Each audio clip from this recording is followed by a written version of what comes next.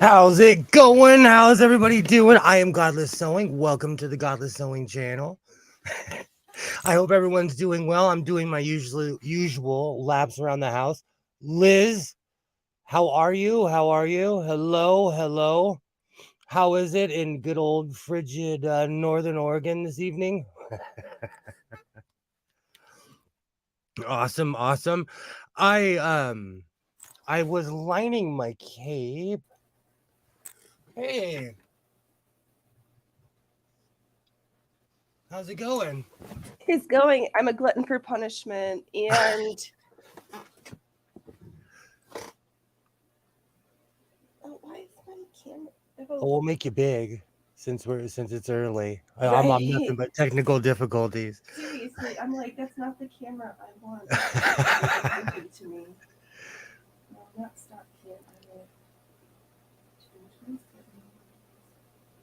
Do you know one of the reasons I always ask about the weather to like Liz is because I used to live in Portland and I could not hang with the weather nowadays. Oh, right. Here, we'll do this for a second.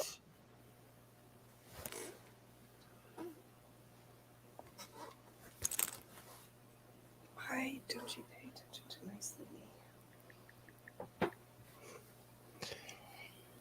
So I did something really cheesy. What this time? I cut out my own patterns and I made my own patches for my cape because I am totally inspired by Walter Mercado. Hey, there's everybody. I was wondering. Wrong phone, huh? Oh, freeze. Of course, they're like. I have to step under the table and get the cat snacks. There we go. How's it going, Gilroy? How's it going? Butterfly, hello, hello. You know, one day I will wear my actual glasses.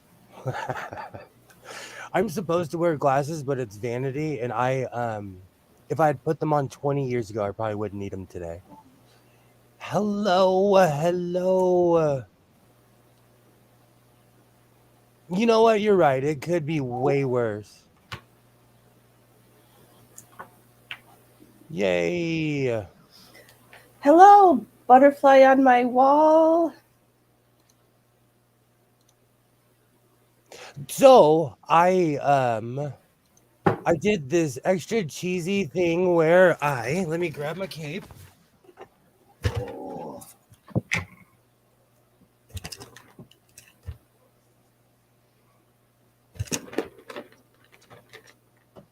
Hold on, you're not the center of attention, cats. You gotta wait. You gotta wait for snackies. Oh. I don't know if it'll come out, but I added a GS on here and it's gray. Super cute. And because I'm the king recycler, these are old drapes. Awesome.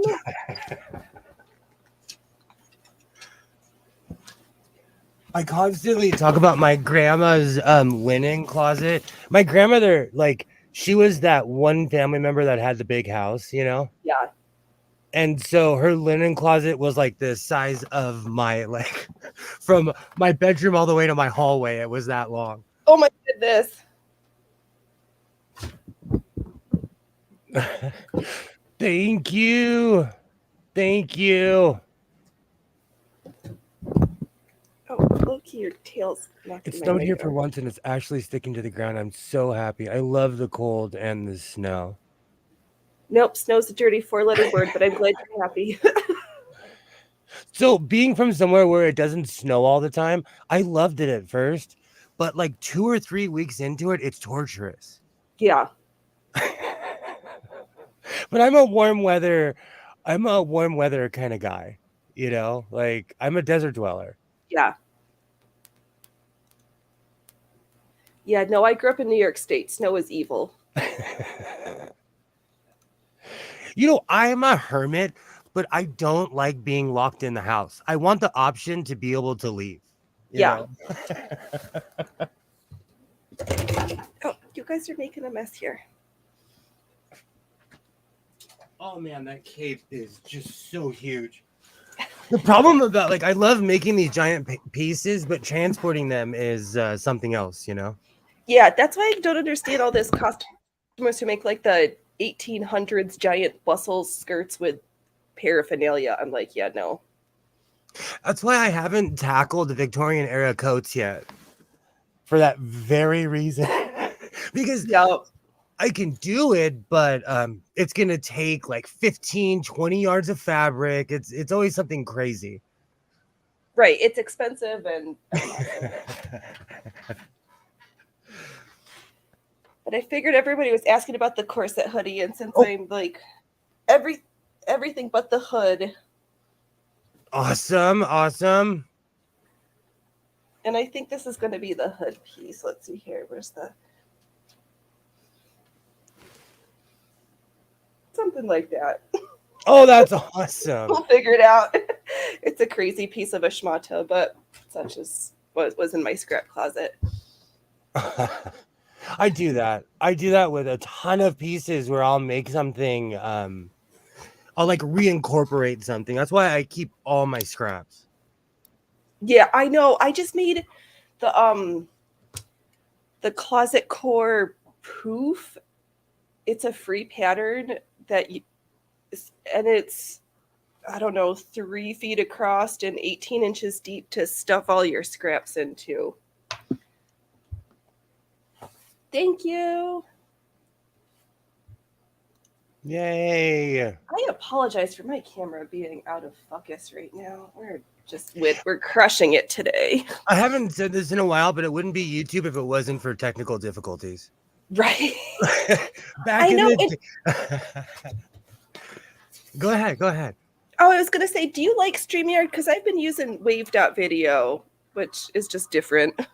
I'm extremely loyal to the things I know.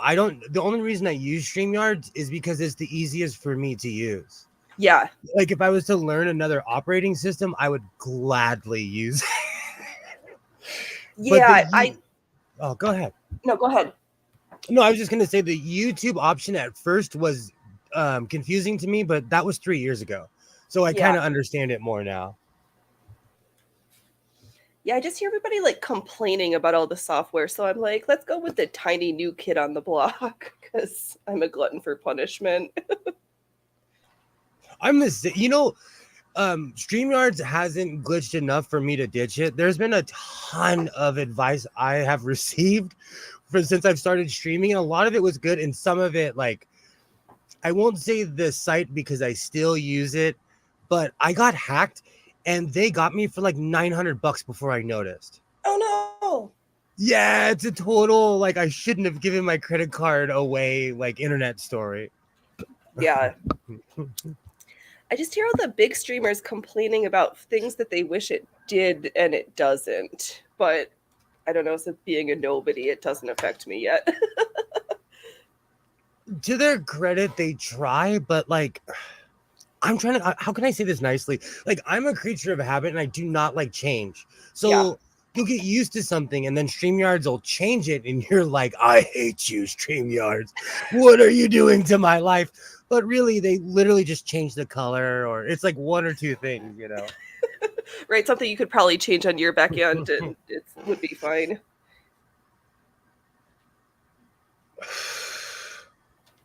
I'm also really stoked about my my trench cloak. The other one I made, the cheetah one, I really liked it, but the flower one, like I absolutely love it. It's like Walmart. As soon as I figure out where everything is, they change it again. I have a theory about this.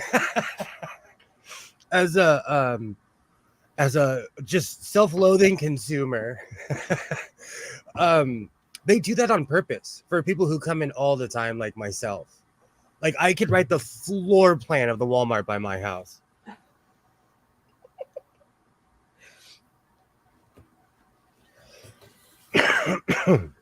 I've been trying to be on a low buy, no buy, so I go to the Goodwill like randomly, and that's about it. Same. And then Amazon. Here's the problem with Walmart is that they've cornered the market on certain things and they're cheap. They're like extremely cheap, you know?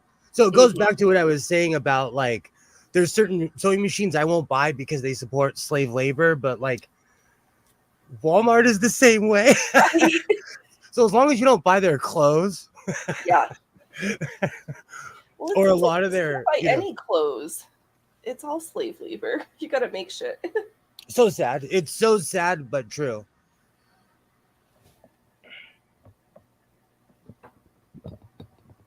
My computer is lagging, man. Yep, I think Walmart does that every so often to get you to look at different things while you're looking for your regular items. So true. So true.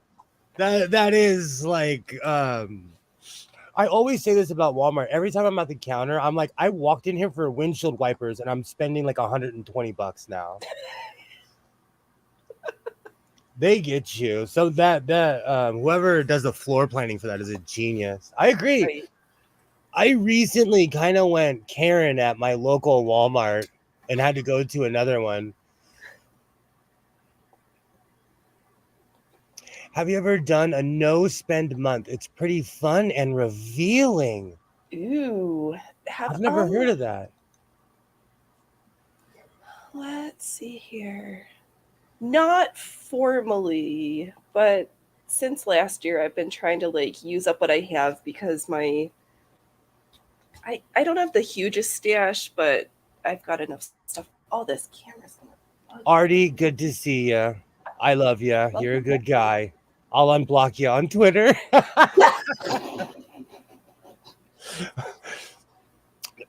You know, when you get a group of men together, it is the cattiest situation on earth. When you get it, you know, we always say like, oh, when you get a group of human beings together, but no, it's when you get a group of men. Don't know in that one. It's a challenge I heard about on YouTube and tried it a couple of times. Yeah. So basic. Oh, sorry. Oh, I was gonna say that sounds good. I could, because I'm a hoarder. I bet I could kill that challenge because I'm a like extreme hoarder.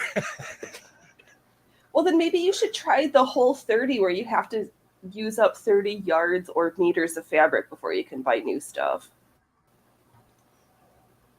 You know what?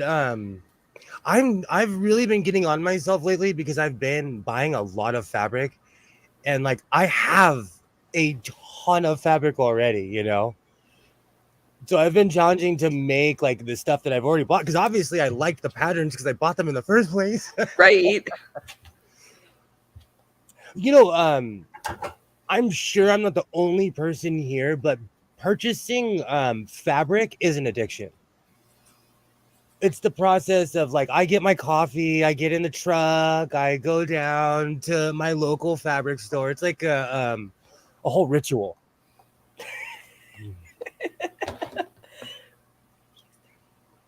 No, it can be any fabric in your stash, just 30 meters, assuming that your stash has got 30 meters of fabric in it, which I probably have. Or no, I've got 40 meters of this orange tulle, so it just looks little because it's tulle. That's actually a challenge I would participate in. Sometimes I feel like they'll say, "Oh, do this or this challenge," and I'm like, "Wow, I'm way too old for that." Wow, I'm way too old. I fabric shop with Mom monthly because I have to drive us to Amish country. Amish country. Oh, yes. I miss Amish country and having to drive past horses and buggies. So total rookie question. Do the Amish sell fabric? I don't know.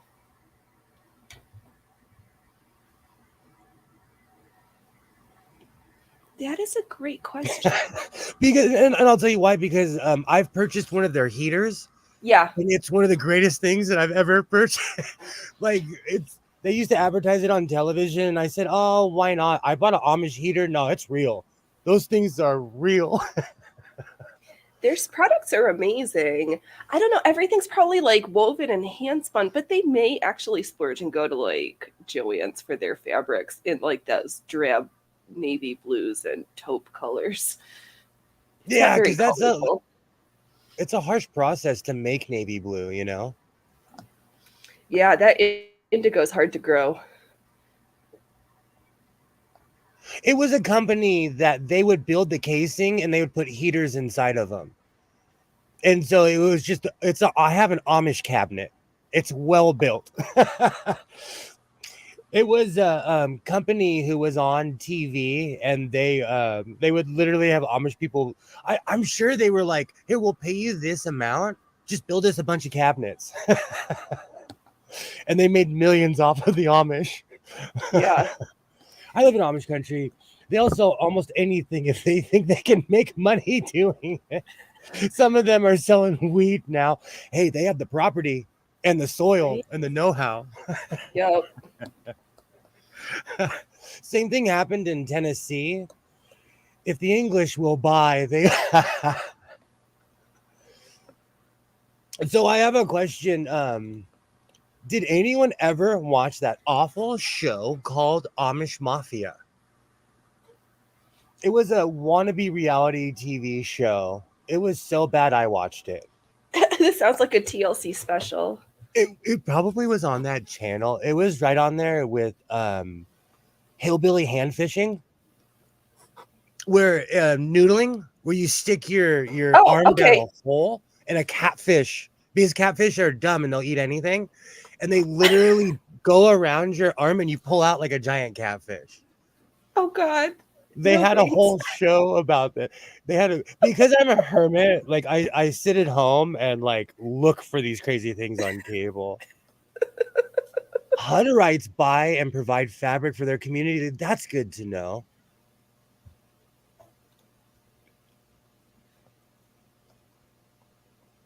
No, she's no native. She's not Amish. This is Phoenix. This is Phoenix Electra. Welcome. Thanks for having me. No, no. And I'm quite honestly, I've hang out with a lot. I miss that television show.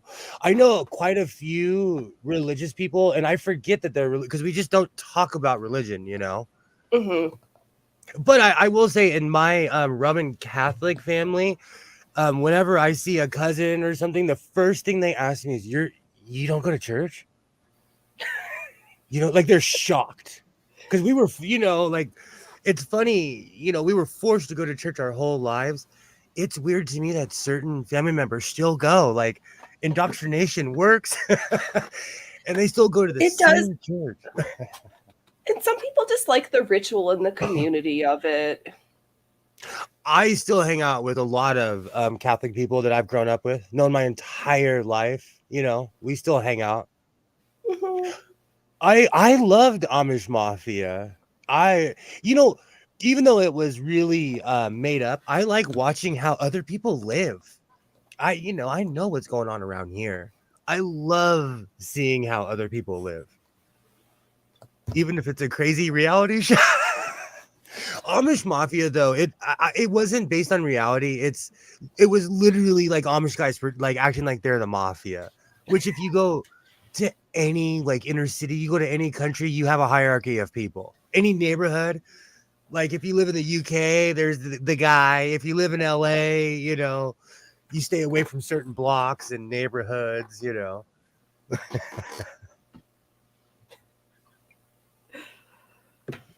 That and I liked the early inception of reality shows like 10, 15 years ago. Now everything is also like overblown, or I don't know. And do you enjoy watching rich people?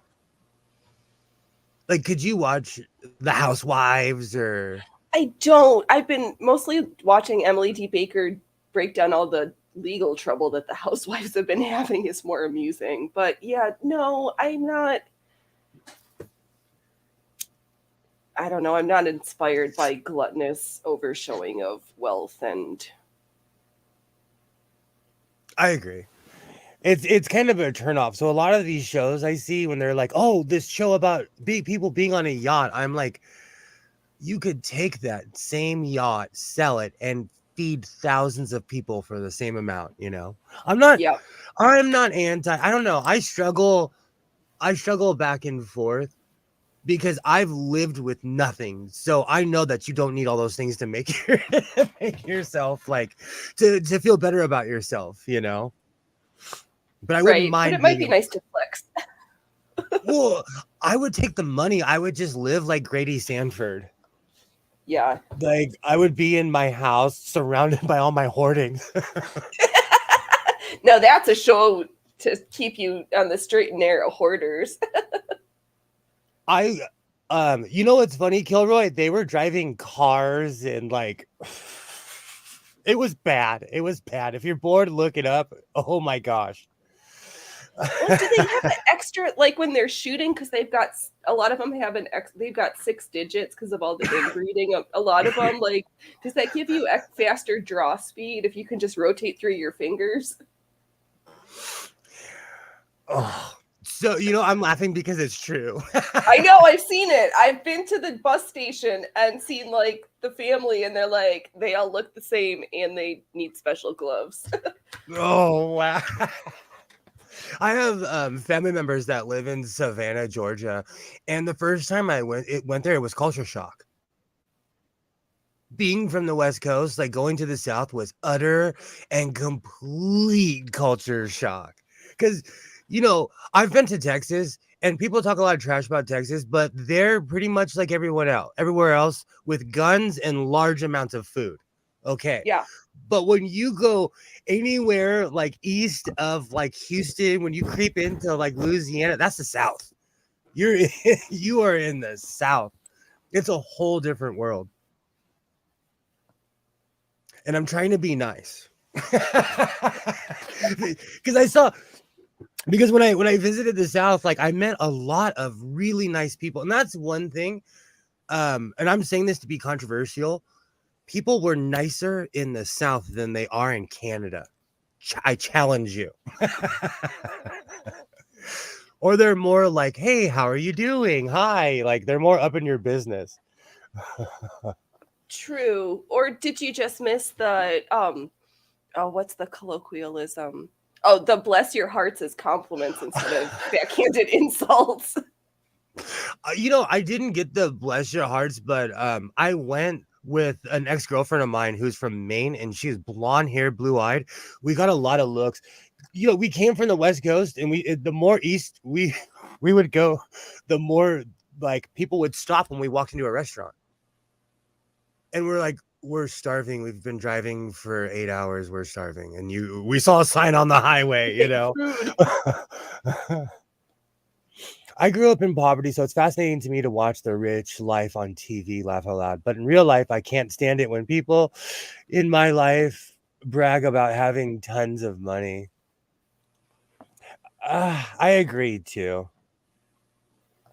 I grew up around extremely charitable people and people that always like were of service and had their children of service. So I have a different view on what you should do with your wealth and your time, I guess. I went to the South once. Very nice people. They seemed conservative. I went to Georgia. Thank you. Georgia is just, from my experience, Georgia was a different universe. But I'm from the West Coast. Like, well, the Canadians are bigger cities than jerks sometimes. And I'm saying that kind of like joking. Like Canadians were extremely nice. They were the stereotype of like, you know, Hello, everybody hands. was nice. I should put a timer to see how long he lasts before doing that. I'm just gonna say welcome progeny next time.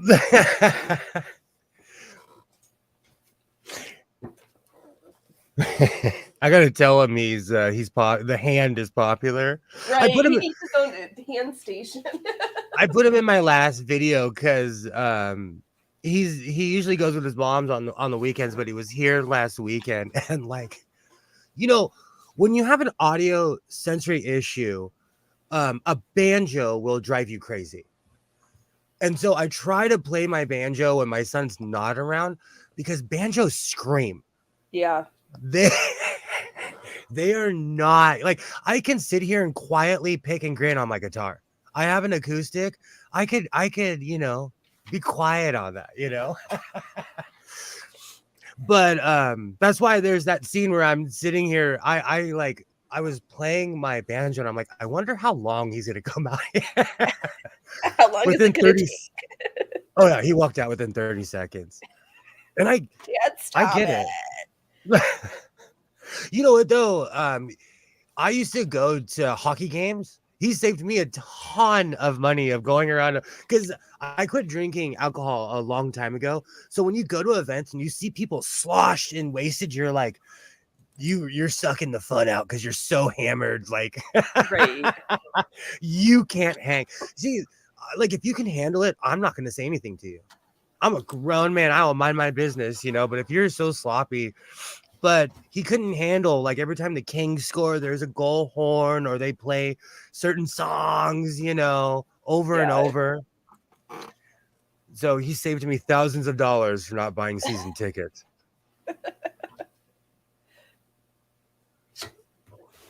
But I used to sports is funny. Like I am anti-commercialization, so I don't watch the shows behind it, but I'll watch hockey, but I won't watch like all the entertainment shows about it.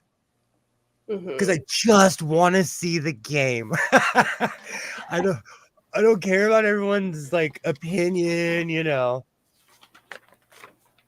Banjos have that twang that you can hear all the way from Timbuktu. It's true. I have no sympathies for my neighbors. For my son, he has audio sensory issues. I get it. But for my neighbors, nope.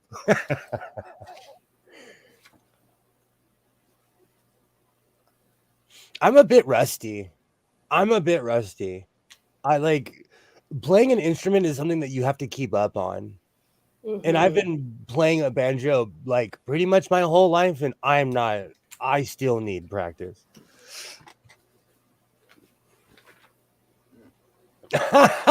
People tend to follow their state's politics. I don't, though. My state's all red. I feel like a tampon. What's really funny? I live in a really conservative place of California, like a super conservative. And it's weird because I go over the hill and it's the exact opposite. But here it's like yuppie land. When the man behind me poured beer down my back for the third time, I decided I'll watch the game of TV from now on. Just thank you. Thank you, butterfly on my wall. That's exactly what I was talking about too. People, they act like they have no home training when they go to the state. They're not housebroken. Dodger Stadium has a police station in it, not a substation, there were so many fist fights that they literally have a whole force that is hired. They no longer have security. It's the LAPD that patrols the stadium now.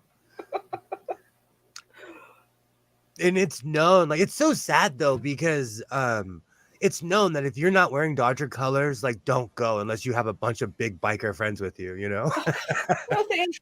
I'll just save myself the $40 and stay at home. Exactly. That's what, like, a lot of that is why I built this room in the first place. Because I have my TV over here. I could smoke in here. You can't smoke at the stadium. Right? That's been long gone. But I'm old enough to remember that they used to. Yeah, you used to be able to go to a bar and have a smoke, and it was, Oh, yeah. or they used to have cigarette dispensers at the bar. Oh, yeah. They had one all the way till I was in high school, and I swear that restaurant knew their only clientele were high school kids. They had to have known. They had cameras.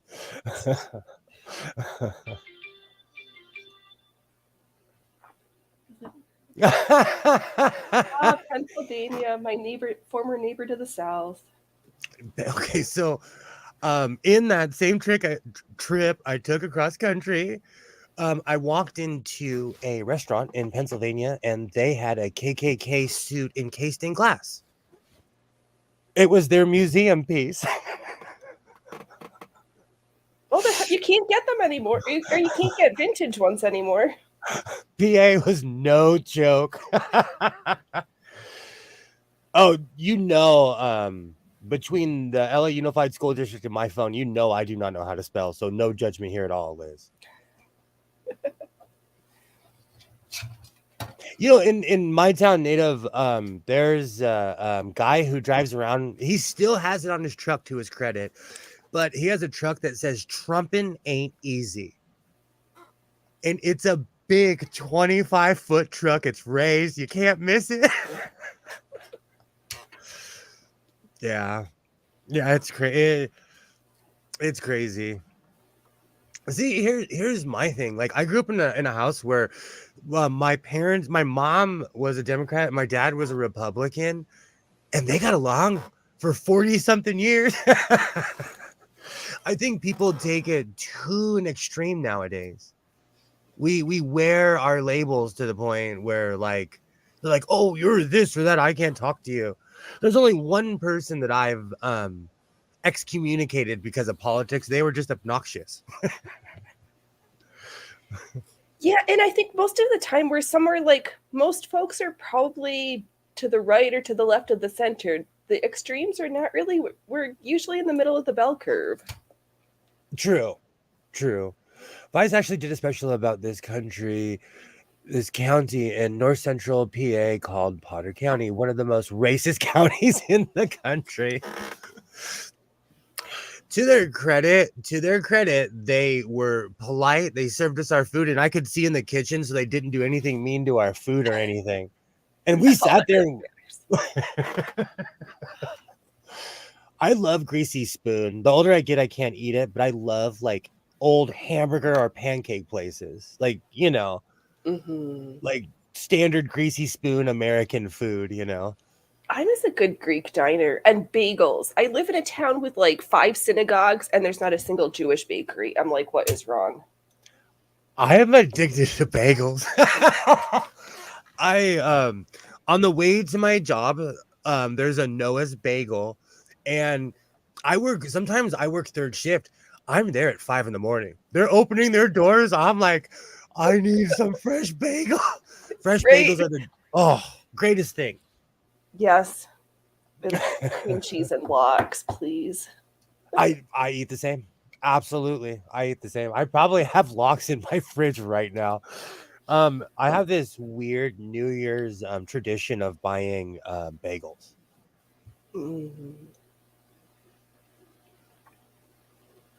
Give me a good diner over fine dining any day. I'm like that. I'm addicted to breakfast. So if you serve breakfast at 6 o'clock at night, I'll be there.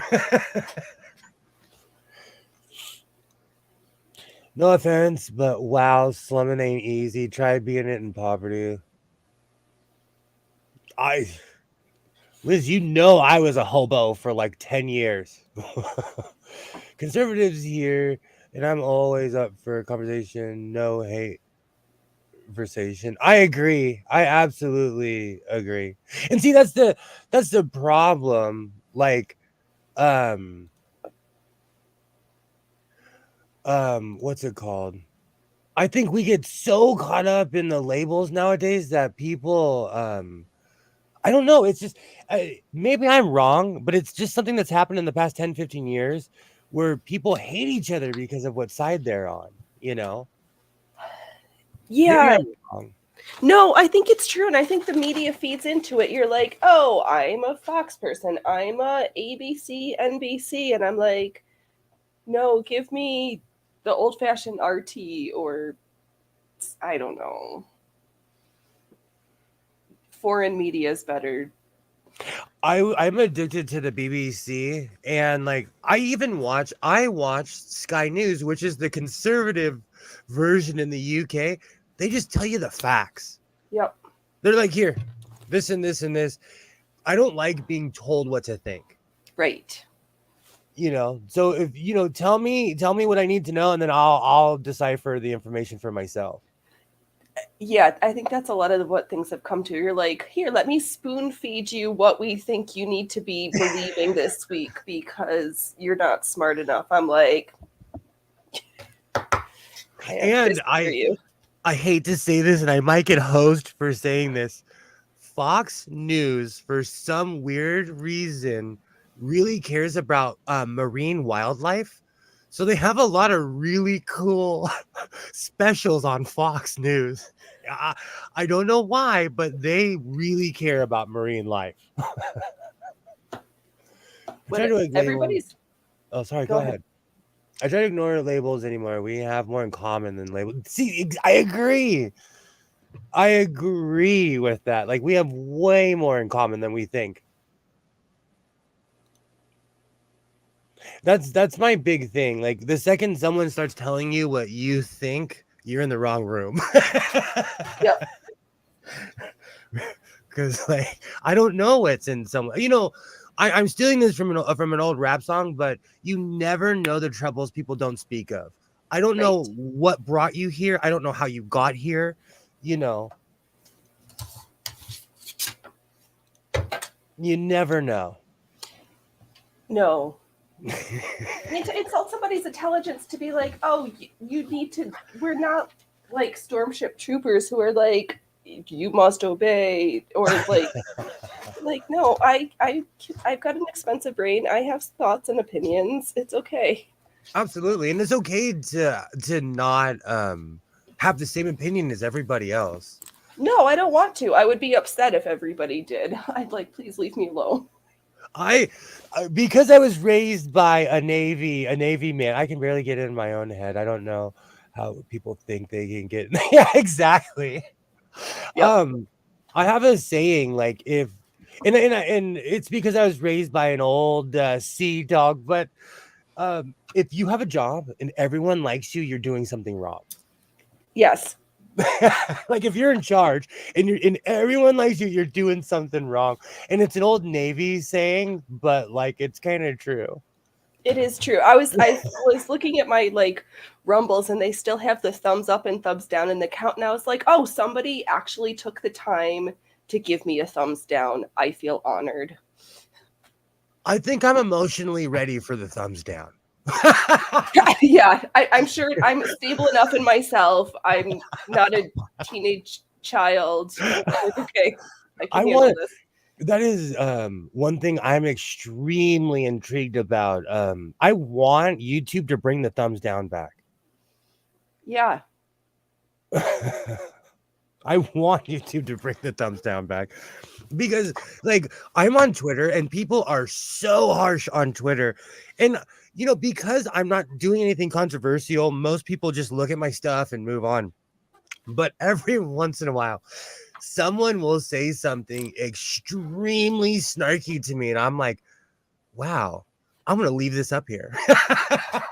I want everyone to see that I struck a chord with this human being. Right. They took the time out of their day to say all of these words. No, Gilroy. It won't All even engagement is good engagement. it won't even show. I've thumbs down my own stream and it won't show. I did it for science and it didn't show up. And it's been like a month or two. So disappointing. Mama Susan, bring back the thumbs down counter. I do those strange things for science to see if it'll because a couple of years ago, that's how you would let someone know, like, I did not like what you were saying. Thumbs down. But do you think too much interaction is unhealthy? Like having too much say in your entertainment, or like I don't know. I think everybody's entitled to spout their mouth and share as many opinions as they want to. It just does. The question I had was to myself was like, Did they not like my content? Was my audio bad? Was my lighting bad? Did they just not like my personality? Like, I wanted to know why they didn't like me. Totally. See, I'm of the same brain. Like, I'll sit down with you. Like, why did you put a thumbs down on my video? How can I improve this? Exactly. This is constructive criticism. When you come from performing or different things, you're like, this is just a way for me to get better, and I can't get better if people just tell me I'm amazing, which I already know. Exactly. You know, there's this one YouTuber I watch, and I forgot her. I'll pull her up in a second, but she's in Germany and she zooms in on people's seams and she's like, "You're showing your stitches." Like she critiques, like she changed my life. I pay attention to what I'm doing because one day she might zoom in on one of my I needed to. Yeah, don't zoom in on this. There's some huge character flaws before this is ready for its full debut. Twitter is great if you want to watch people taking a decade off their life with sheer anger. Quote of the night. Yeah, that's good. And have you heard about this huge Twitter debacle with Eliza Blue? No. Okay, so this, I don't even know who she is. She's friends with Elon Musk, apparently, and is a huge proponent for victims of trafficking, which is great. She also claims to have been trafficked and to have dated some guy from The Chemical Romance. She was in some music videos, hip hop, rappy music videos in the early 2000s, and the video was publicly available on YouTube. So a couple of other people, Brittany Venti, this guy, Jeremy from The Quartering, reposted a picture from the video, and she was like, that you're sharing personal private photos of me, and had Elon or Twitter lock them out of their Twitter accounts. And he did it? Yeah, The Quartering's still not back on Twitter. I don't know I think Brittany Venti used it on Chrissy Mayer's show yesterday and was like, I gained more subscribers out of this than I have in like ages. But hey, Mark Short.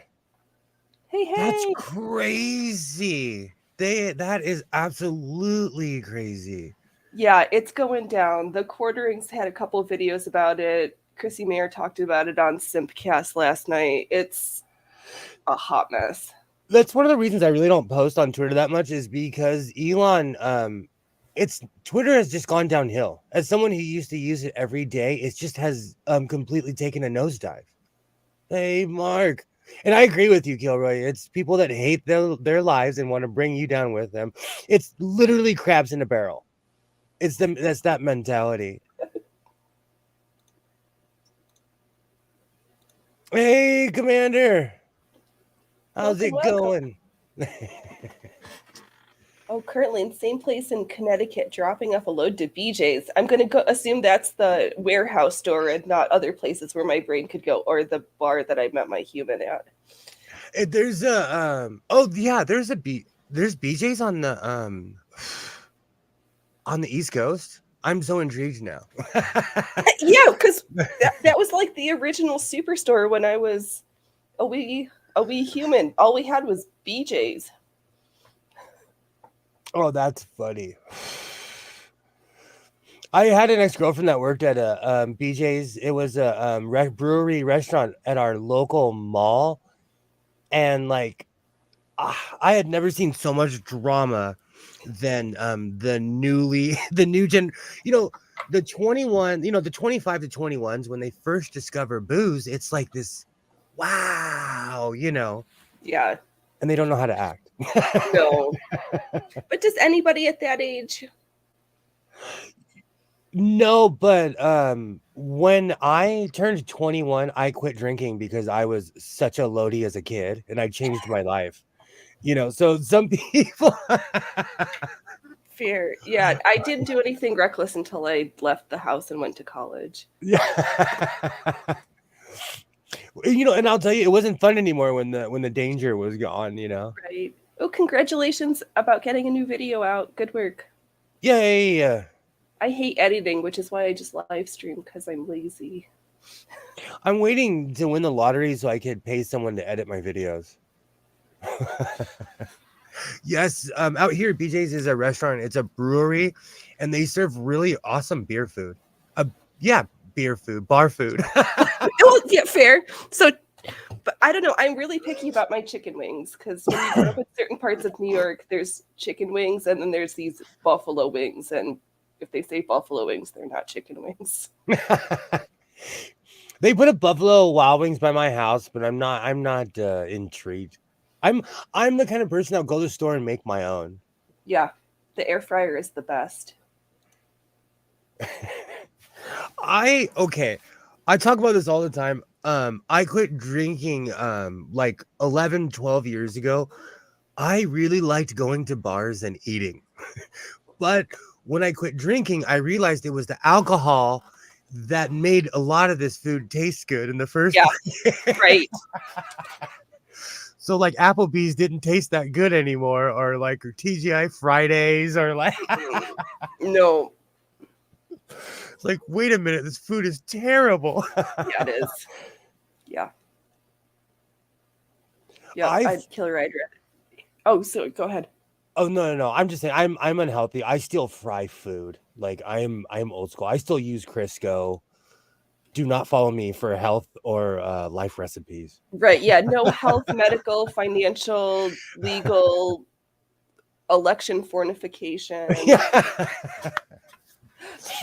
I'm stoked because I grew my own potatoes and I'm still eating them. I went and dug a few out. Like that's the kind of person I am. I did my own CGI with Ukrainian fighter jets and doing a dragon along with the video editing of the acquaintance.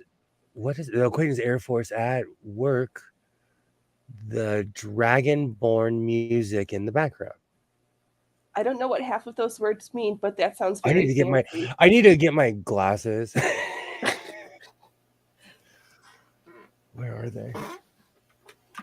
Okay, there's a BJ's here in my town. I don't know if it's the same thing. They have awesome chicken fried steak. I'm an Okie.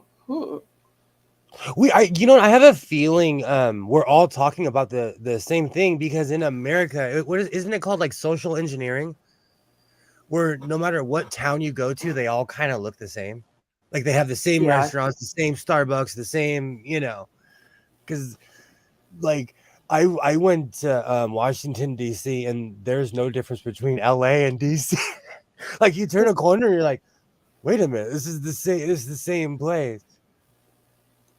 Oh, fried food is my everything. My gallbladder doesn't like it, so I like the air fryer. Plus, I need to watch these curves.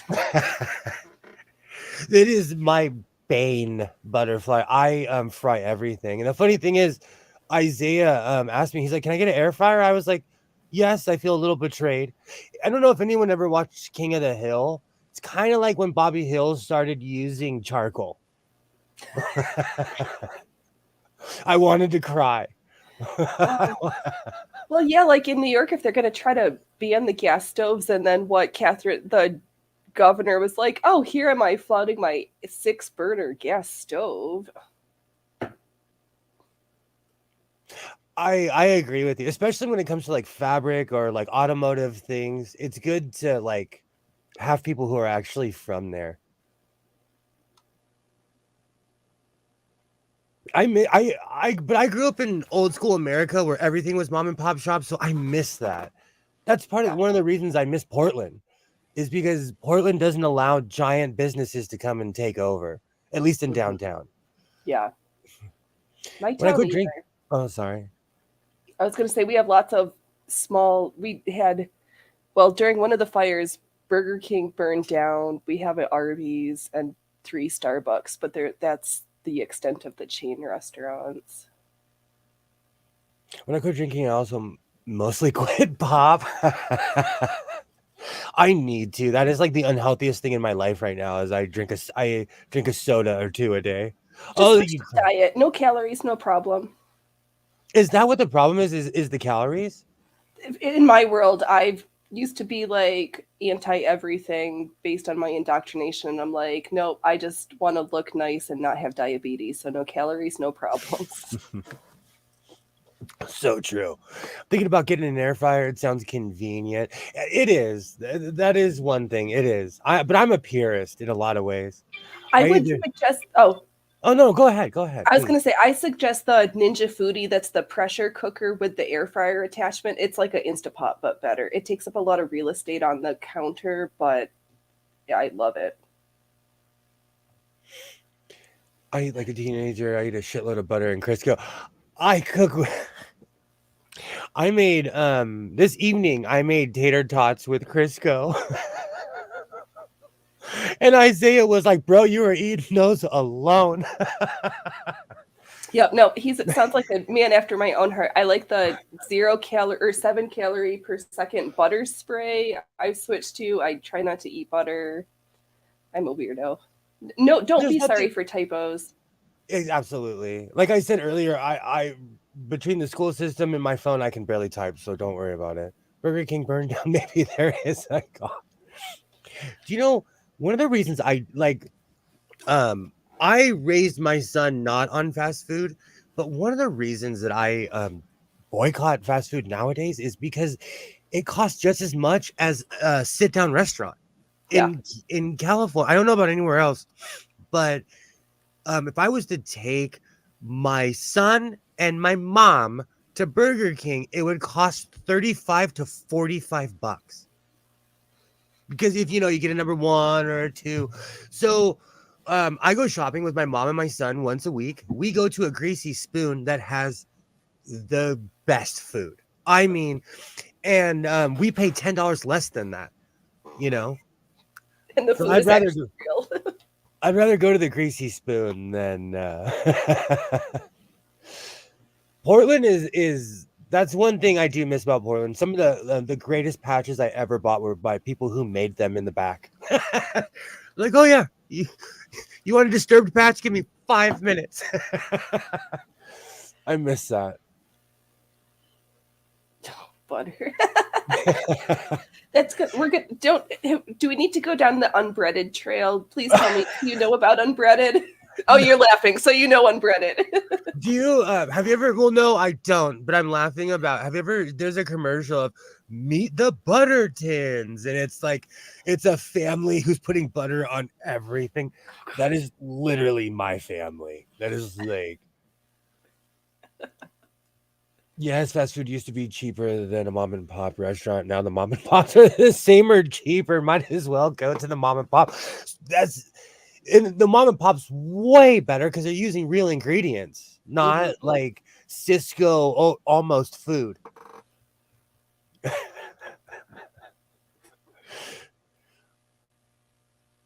Go get food. LOL.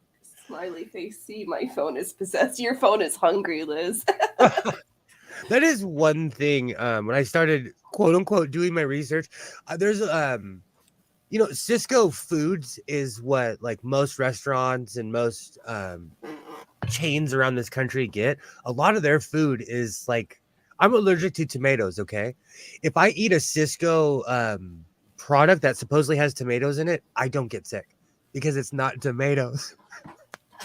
It's made to taste like tomato. Right. Well, then there's that whole how big ag and the food pyramid and the FDA are just like all in bed together. But Oh, absolutely. Yes. Hey, I was telling, do you still have a Tommy burger in LA? Butterfly. Tommy's is so successful that they are now a chain. And Cisco freaks me out too because I'm not like hardcore conspiracy theory, but I don't trust you when you have a monopoly on everything. But Tommy's, they're everywhere. I love Tommy's. 10 years from now, well, a year from now, I won't be able to eat like that. They put chili on everything. So if you order a burger, you get chili on it. If you order fries, it comes with chili on it. I'm starving now. Yeah, Tommy's is everywhere. You heard of the carnivore diet? I really cannot read without my glasses on. Good grief. Oh, look at you. I can't. But it kills you. Your gut bacteria needs fiber, and colon cancer doesn't like those things. This is not medical advice. I try to stay away from a lot of those diets because I get sick if I eat one of anything. Like I need a variety of food. Yeah, I think we all do. Oh yeah, it's Tommy's is everywhere. It's awesome. I think it's Tommy. I think his name was Tommy Gugliak, or I'm not saying it correctly, but the business was literally started by an Armenian guy who had a stand, and now it's like taking over LA. I love Tommy's. Oh, is this like? Oh, not Tommy, but the what is that? That chicken place that starts with a Z that has like the murder mystery involved with it. It starts with a Z. That was also an Armenian family. That like Zanku chicken. They just put one in my town. I think I might have to, but I'm a twitchy human being, which is a shock to no one. So I feel like I'd be doing this all day long if I had contacts in. When I was in my 20s, in my Hollywood days, I got all white out contacts, but they engulfed your eye. And they were the most annoying things on planet Earth. And Dragonborn was a 2014 video game better known as Skyrim. Okay. Thank you. One time I ate nothing but hot dogs and Coke for like 2 months. Then my stomach rebelled on me. Learned my lesson on that one. Okay. So I think I can't remember her name. She was in the Partridge Family. It was like the younger daughter. All she did was eat carrots and her skin turned orange. Yeah. Our body will take nutrients from anything, you know. Well, you can get vitamin A. That those carotenoids are fat soluble, so you can have problems after a while. I love the carnivore diet. I really felt great on it. I was a vegetarian for 11 years and then started eating animal products again. The change was good for me. I wish I could be a vegetarian. I just like every time I've ever tried to stop eating meat, I get extremely sick. Yeah, I'm for the happy middle ground. I think Cisco Food Supply Trucking Company actually has a labor union. I'm surprised. They are everywhere. I just don't trust monopolies. It's the old school American Teddy Roosevelt like in me. Like I just don't trust because they have too much say over the food we eat. Mm-hmm. Reminds us of those Muppets who take colloidal silver and turn blue. Yep. I had a friend, somebody who was a very good friend. She lives somewhere in rural Oregon. I'm trying to remember. She moved somewhere outside of some town. No, because she said it a million times. I like completely forgot. But she legitimately 2 or 3 years ago was trying to get me to take that stuff. And I'm like, no, you didn't fall down that rabbit hole. And she literally had a psychiatrist to tell her to stop watching like, you know, stuff on YouTube about like the election, about she had basically over inundated herself with information and was drinking colloidal silver. When I was diagnosed with severe allergies, I drank a lot of carrot juice and my skin did turn orange. Too much of anything. Well, we're meant to have a variety in our diet. And there's a scientific thing behind it, and I am not a scientist, but when you eat like one thing, your body stops processing it, but it's still looking for the nutrients. That's why you change color. That's why all these crazy things happen. I've never heard of that, Kilroy. Oh yeah, people that drink colloidal silver, like, but that's a symptom of bad information. Yeah. If somebody's telling you to drink bleach and all of these things, really think about it. You can't even get me out the house. Imagine someone trying to get me to drink bleach. Oh, I've only gone down the GS coat making route. I Fair. have graduated to like full coat maker. I feel like oh, where are they? I'm gonna grab them in a second. I feel like I'm about to go through another phase though, because I fell in love with my overalls. I have Fair. completely, and I did it without a pattern. So because I've been hunting for a pattern, like every time I go to the store, every time I go to the fabric store, and I just can't find one. And I'm not saying this as a complaint. Um, the stores I go to rarely have men's patterns. I have to order them online. And that's just, and I know why. It's because men do not sew. It's not true. They just don't talk about it enough. Exactly. So I'm not complaining because there's not the demand for it. And I'm one guy screaming in the void, you know. But I have completely fallen in love with making jackets. As a matter of fact, let me go get my I have weirdly fallen in love with my trench cloak. Yeah, my only rabbit hole right now is old-fashioned Edwardian and Victorian undergarments. I keep thinking I need to like make day clothes, but I'm just like, and I just only make underwear. Oh, this is good. Most of the problems with these health YouTubers try to solve with taking 800 supplements a day could be solved with half-hour walk every day and actually drinking enough water. That sounds sensical. Do you know that is something I try to do every day is we go walking every day and I do drink water like I'm a houseplant. I think it's important. Yep. The basics. Because if you don't do the basics, why bother spending money on supplements? It's it's so funny you'd say that because I've recently started taking a multivitamin and I was like, what's the point of taking this if I don't actually lead a life of health in any way, shape, or form?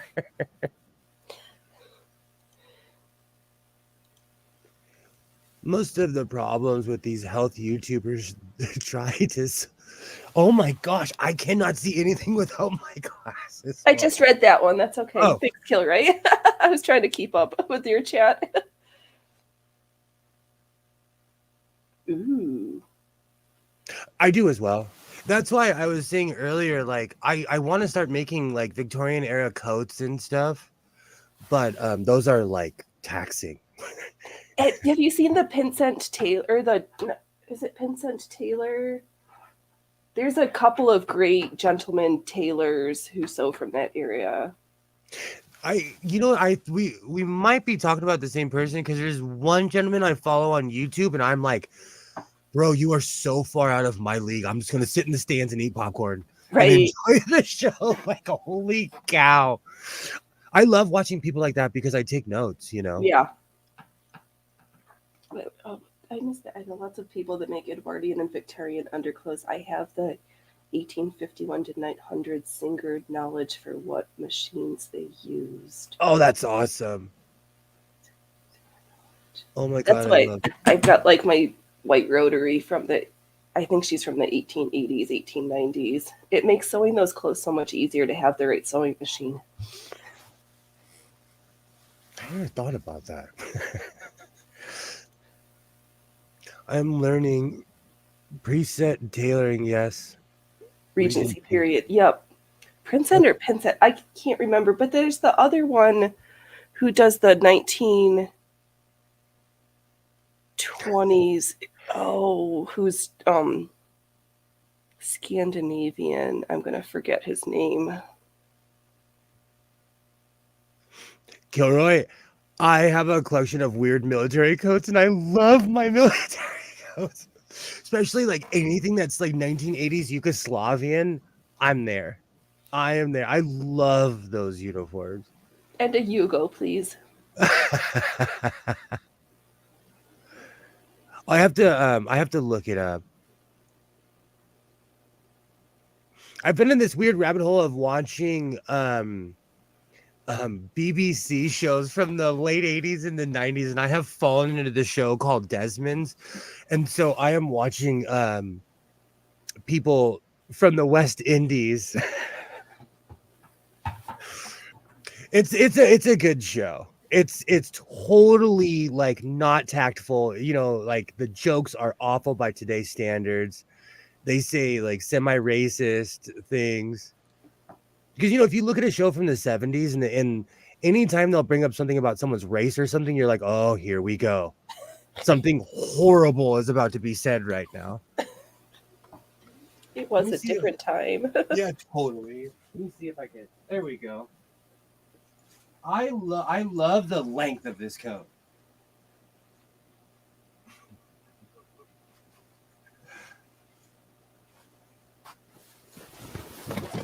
Alibaba, tell me more about this lace piecework and what is this German transverse kick cag machine?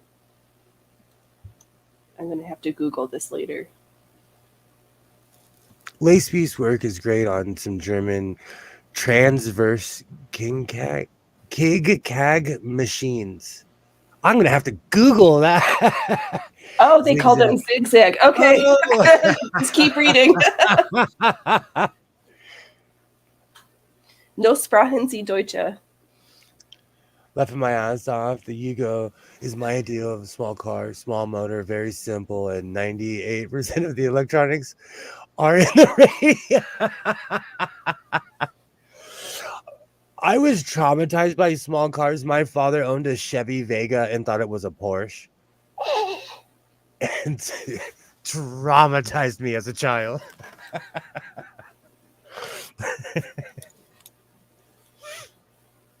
Oh yeah, I was gonna grab my my overalls. I don't know if I just have fallen in love with the idea of the trench cloak. Part of me wants to go downtown now and buy like a bunch of different like tartan fabrics, or like my real goal is to make an old school Sherlock Holmes coat. Ooh. So I'm building like, especially like I'm really good at making the giant hoods.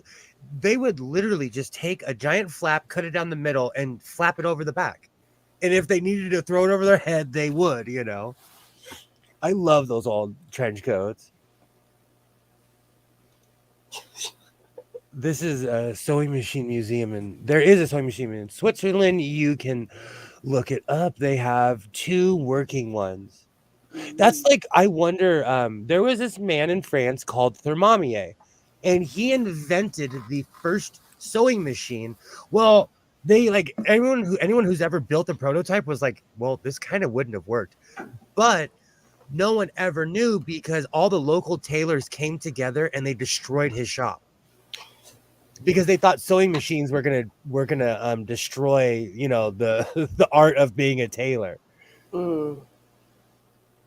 Good history. Yeah, give me a second. There you go.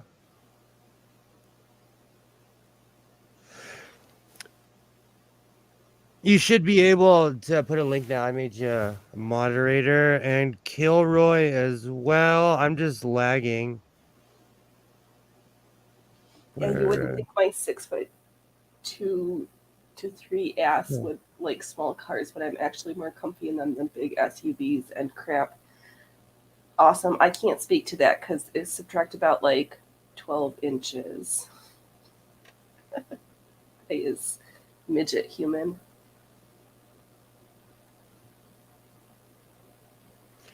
I'm 5'9", so I fit in all vehicles. Me too. I in the trunk also. I'm like that perfect height. And like, that's one thing I like about small cars, is they make me feel huge. Dang, just fixed a blown hydraulic hose on the dozer and went to start it, and then the battery terminal had corrosive, so it exploded molten lead everywhere, and bye-bye battery terminal. That's I've seen that a few times. I'm I sorry. I hope you still have your eyes and all your limbs and digits. I rubbed battery acid, car battery acid in my eye, and I didn't go blind. I did it as like a nervous twitch, and it hurt. Let's just say it hurts. Yeah, that sounds about right. Wasn't the Chevy Vega the equivalent of the Pinto as far as getting in an accident and bursting into flames? Yes. Yeah, that's why they stopped making them. Yes. Those were extremely dangerous cars, especially the Chevy Vega. I had an aunt. Hey Mo, I had an aunt who lived to be 100. I want to say 107 years old.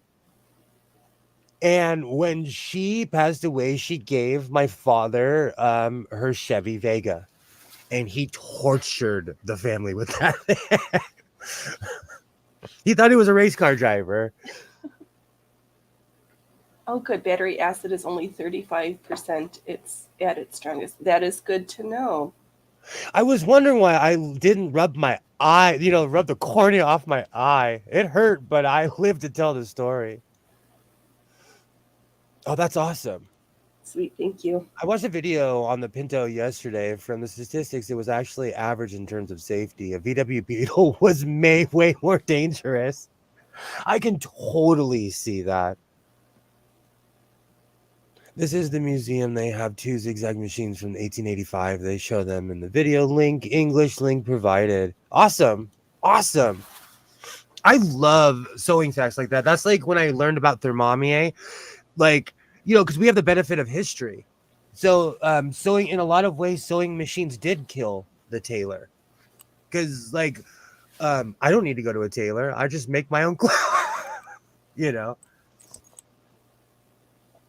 Do you think sewing machine killed the, not necessarily the art, but like took away the availability of a tailor, could you say? Or I don't know. I think I would argue the opposite, because you could increase your speed of production. So you still have to have the skill and like the design, the cut, the measuring, all the stuff like, and so much of tailoring per se really needs to be done by hand with the pad stitching and adding the interlining, and the fine detail finish work still has to be done by hand. Like, it speeds up some of the parts, but some of it is just still slow.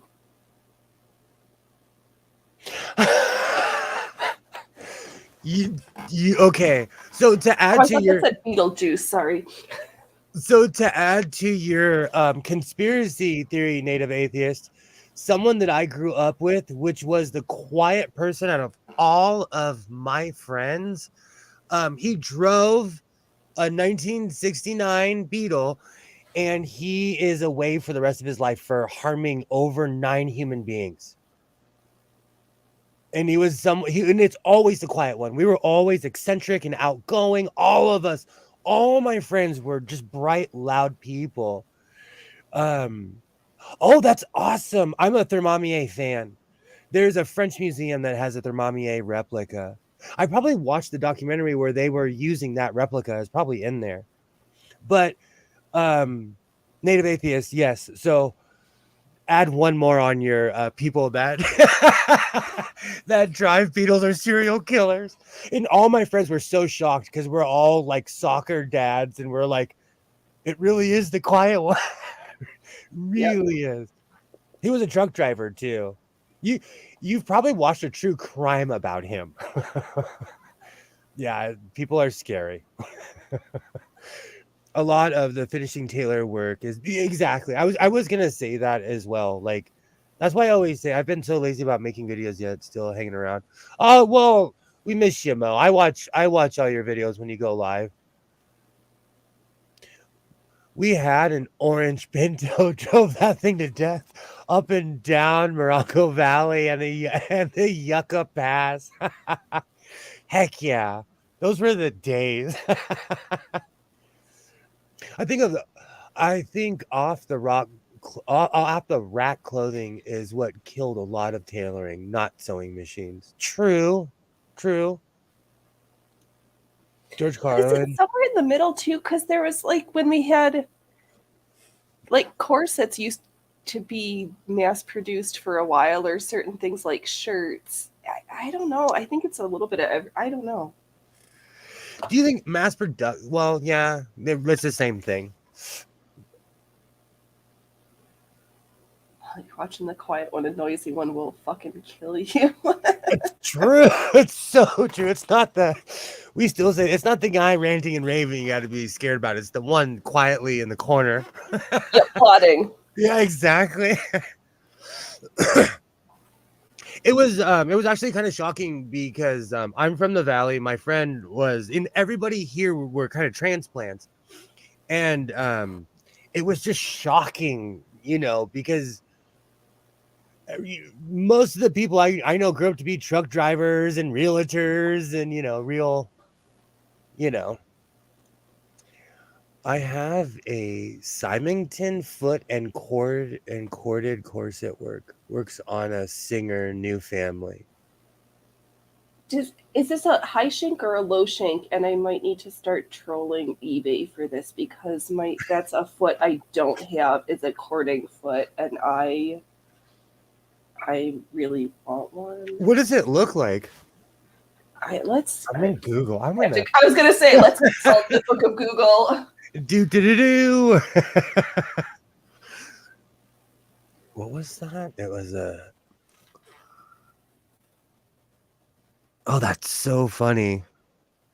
Because I guarantee you if I look, I probably have one because I buy old. If I see anything that's a sewing accessory, I buy it. Oh. If you have an extra, I'll buy one off of you.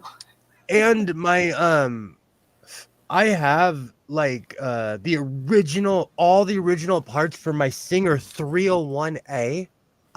It came with all the original parts and some parts that didn't even come with the machine. So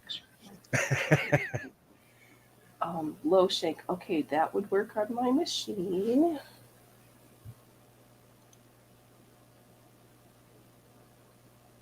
Awesome. It is always the quiet and unassuming ones. It's never the the outlandish, screamy, brash ones.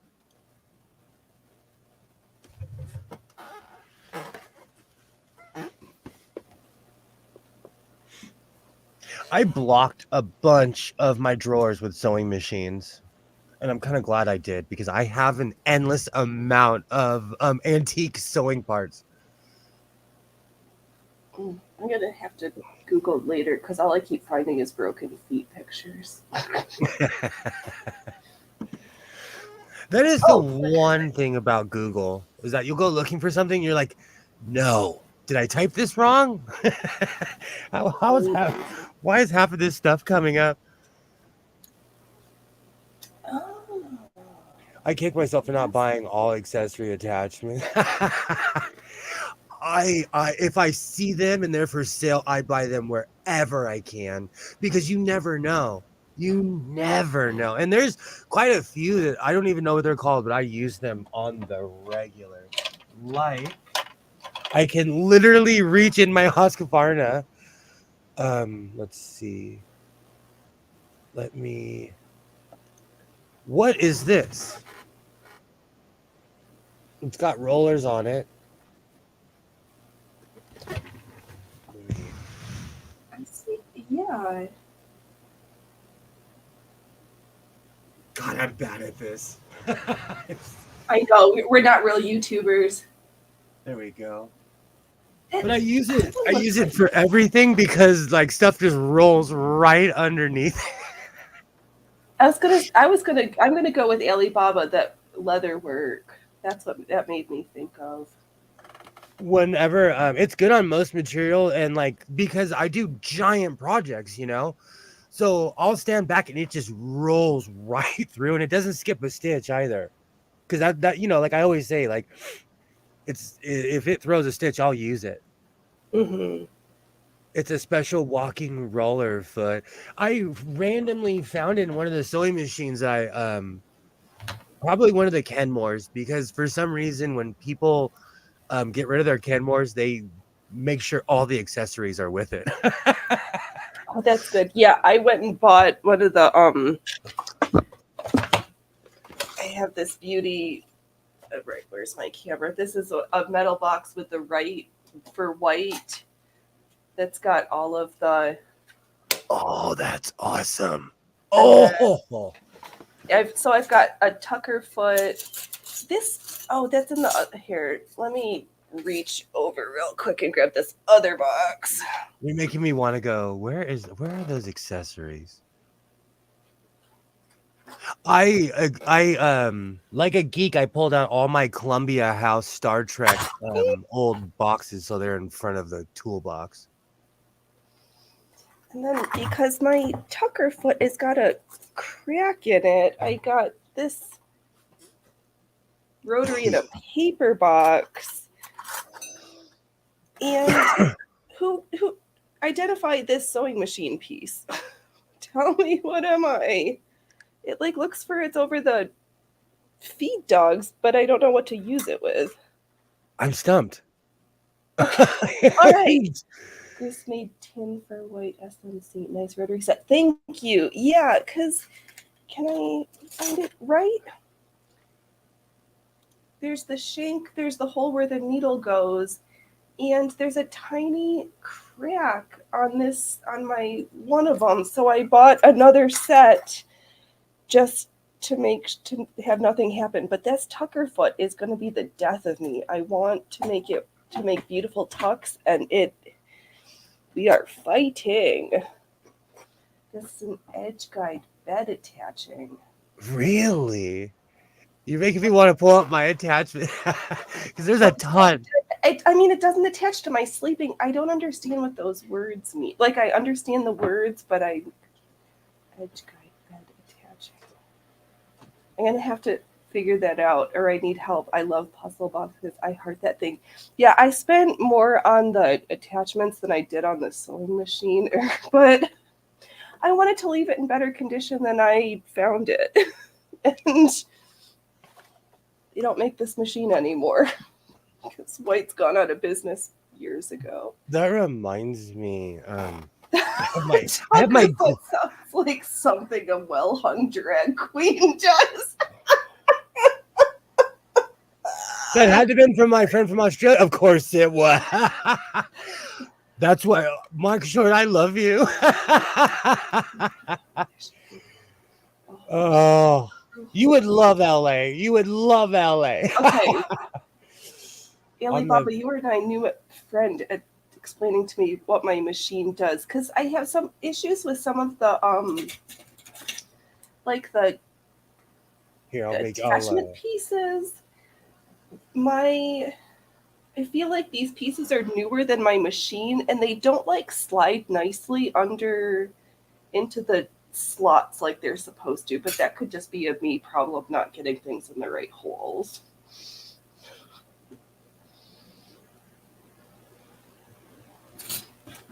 But yeah, the ruffler foot, I never thought I would be a ruffle person, but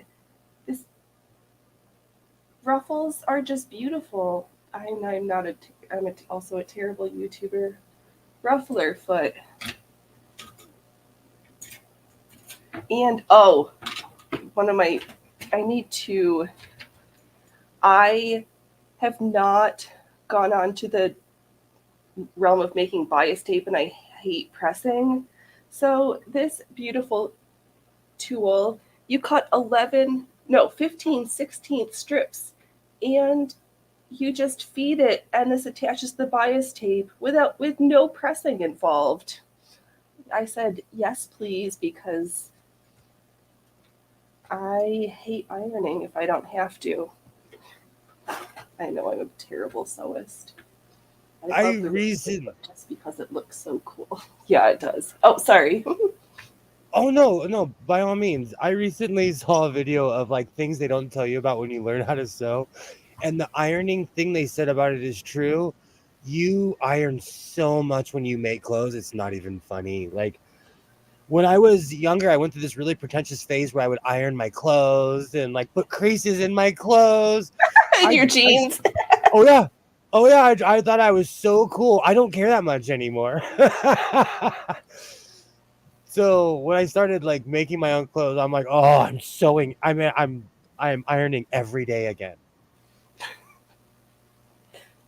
Oh, I have yet to ever have success with this. This Oh, a buttonholer. No thanks. never. I have I've been sewing for a while now. And this is from my 301A. This is the original piece from my 301A. I'm surprised I haven't broke this thing yet. I think the closet historian really loves hers because she's got a 99K that she sews on, and she makes friends with her buttonholer foot. But I don't know, I have one for I have a early aughts Kenmore, and I've never used my buttonholer. Ooh, how old is your Kenmore? It's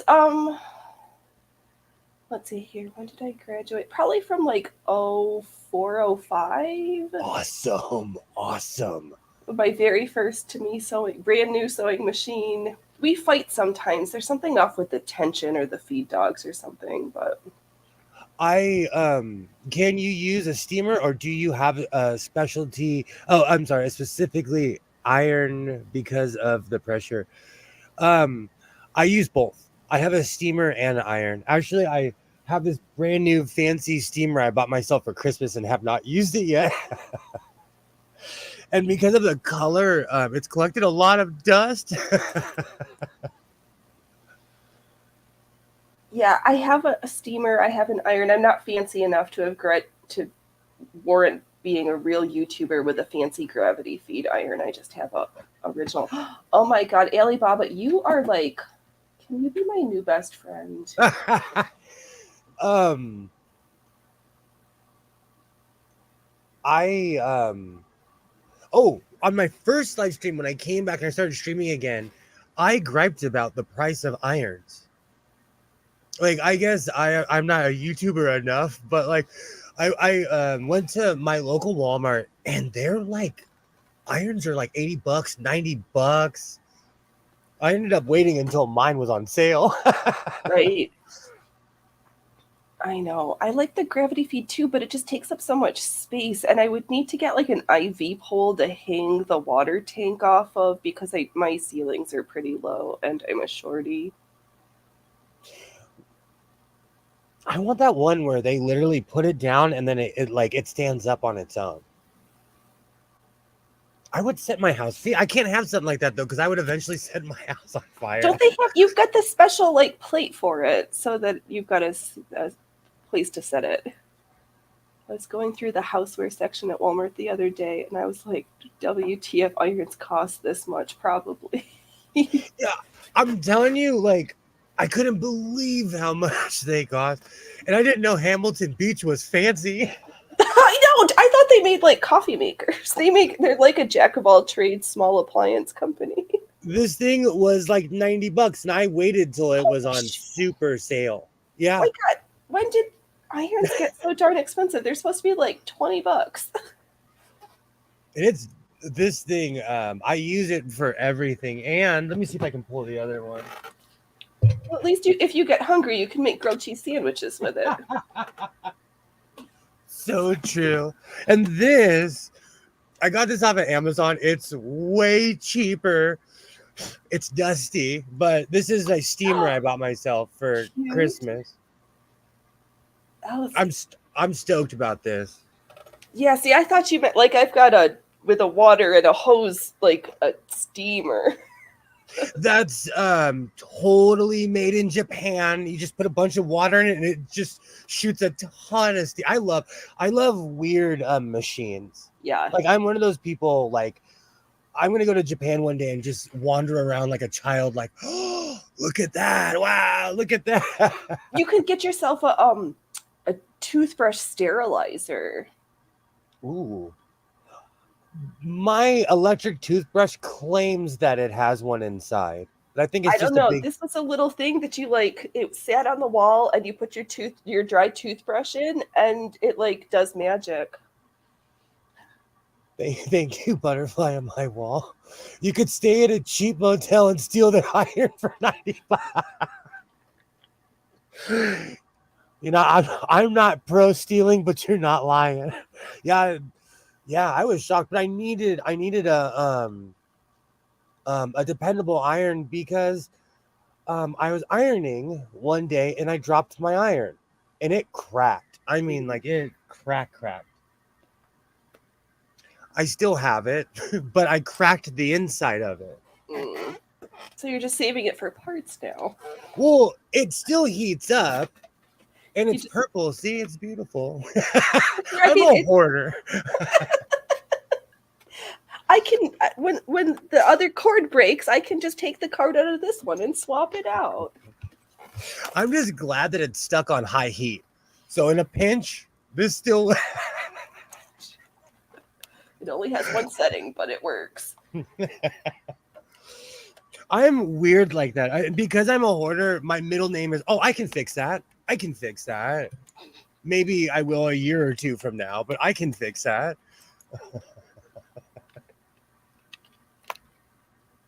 With as much sewing as I do, I need a dependable iron. Mm-hmm. Oh, see, Cordless iron? What? that's the kind I want. I did not. When did God make this invention? So that's what I'm saying. Okay, so I see these really fancy YouTubers. They're talking, and they're especially like the ones like Missouri Quilt, and the ones where they're standing in front of these giant sets. They put their iron down on the table, and the thing stands up,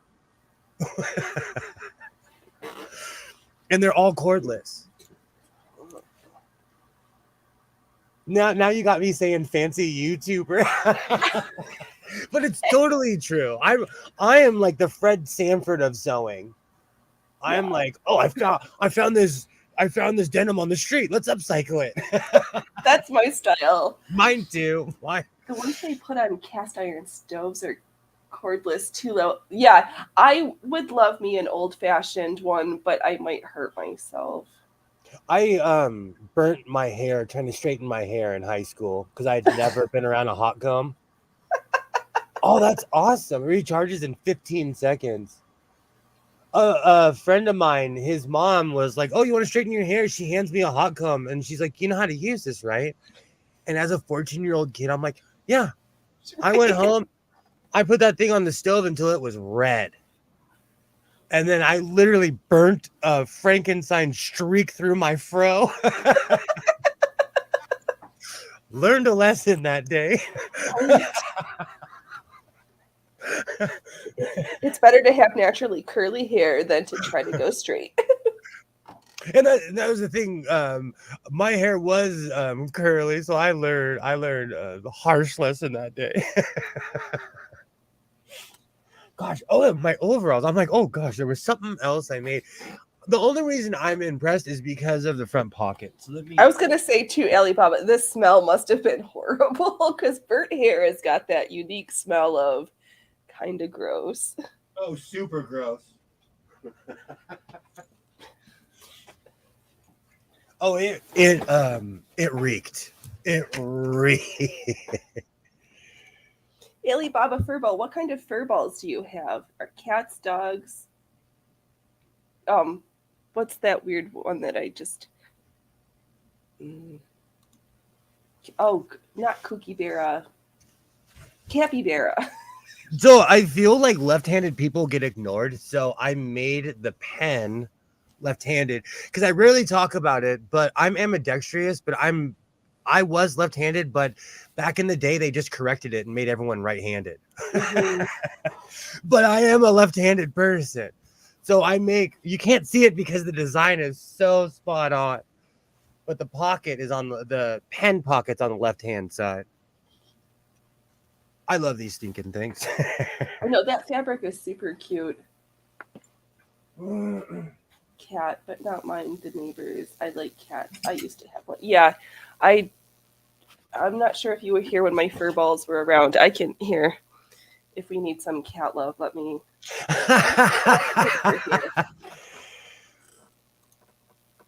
I am basically Friend Sanford at this point. I knowingly keep junk around because what if I could use it? Hey, that's real.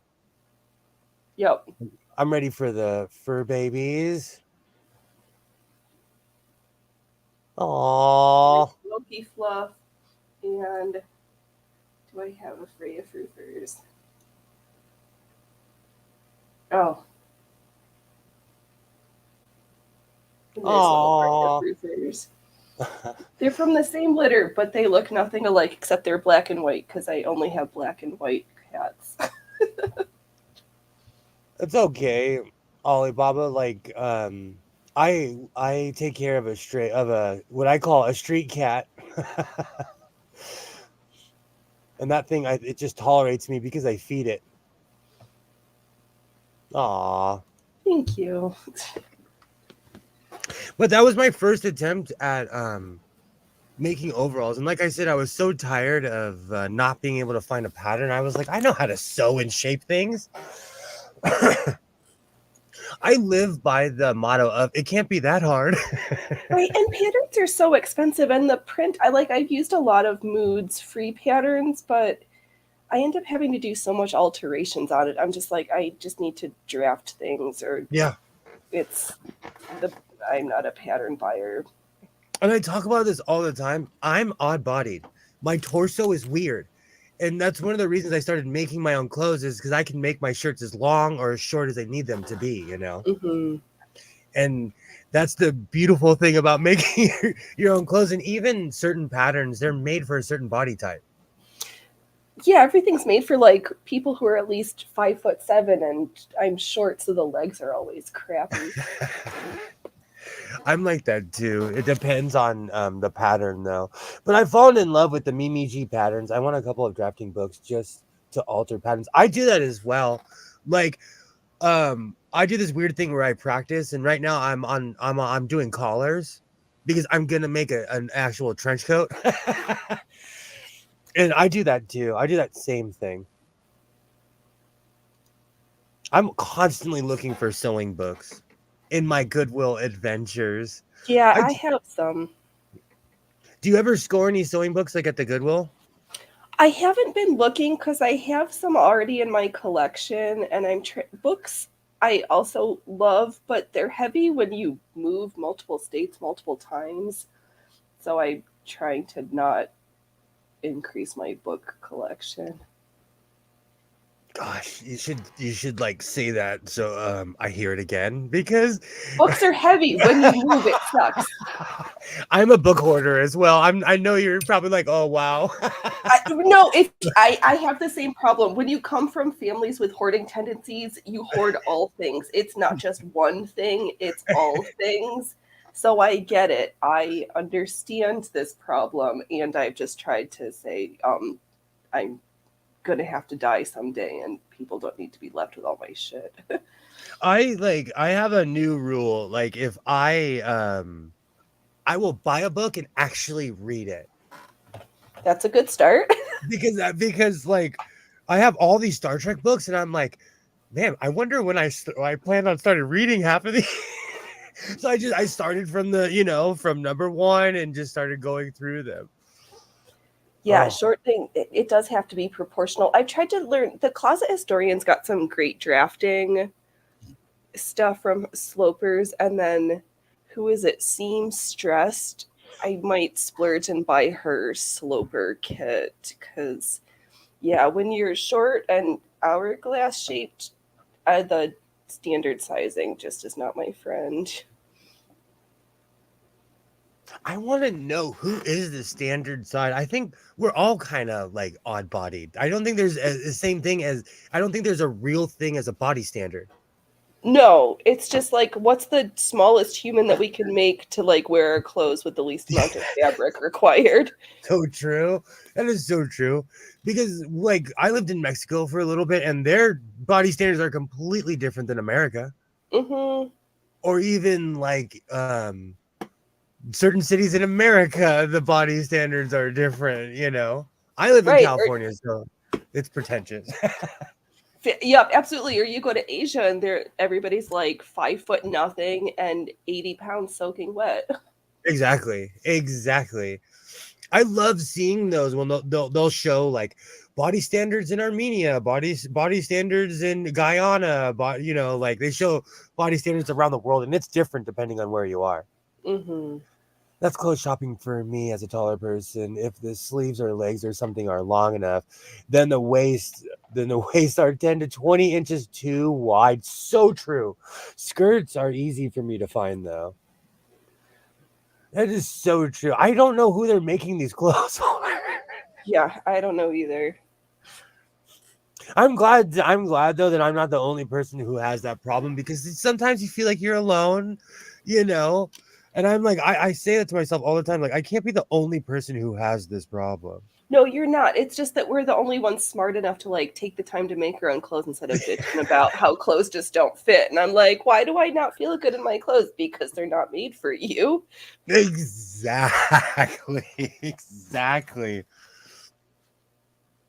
Oh, this thing hates me right now.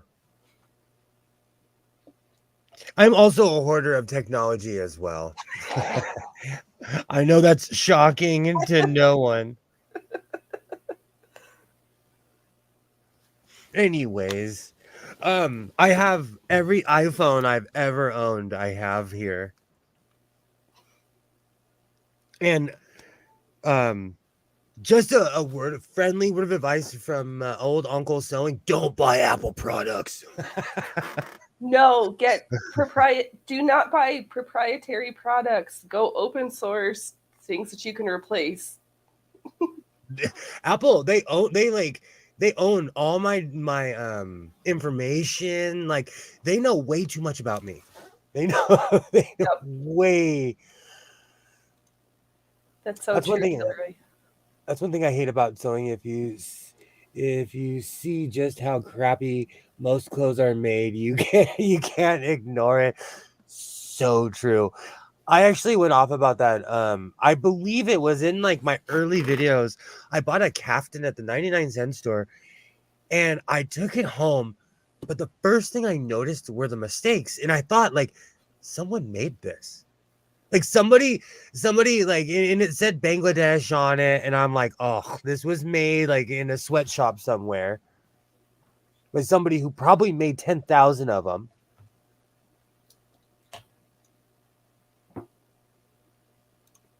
I much prefer Samsung. Apple is made by Samsung. I'm a Samsung person too. I'm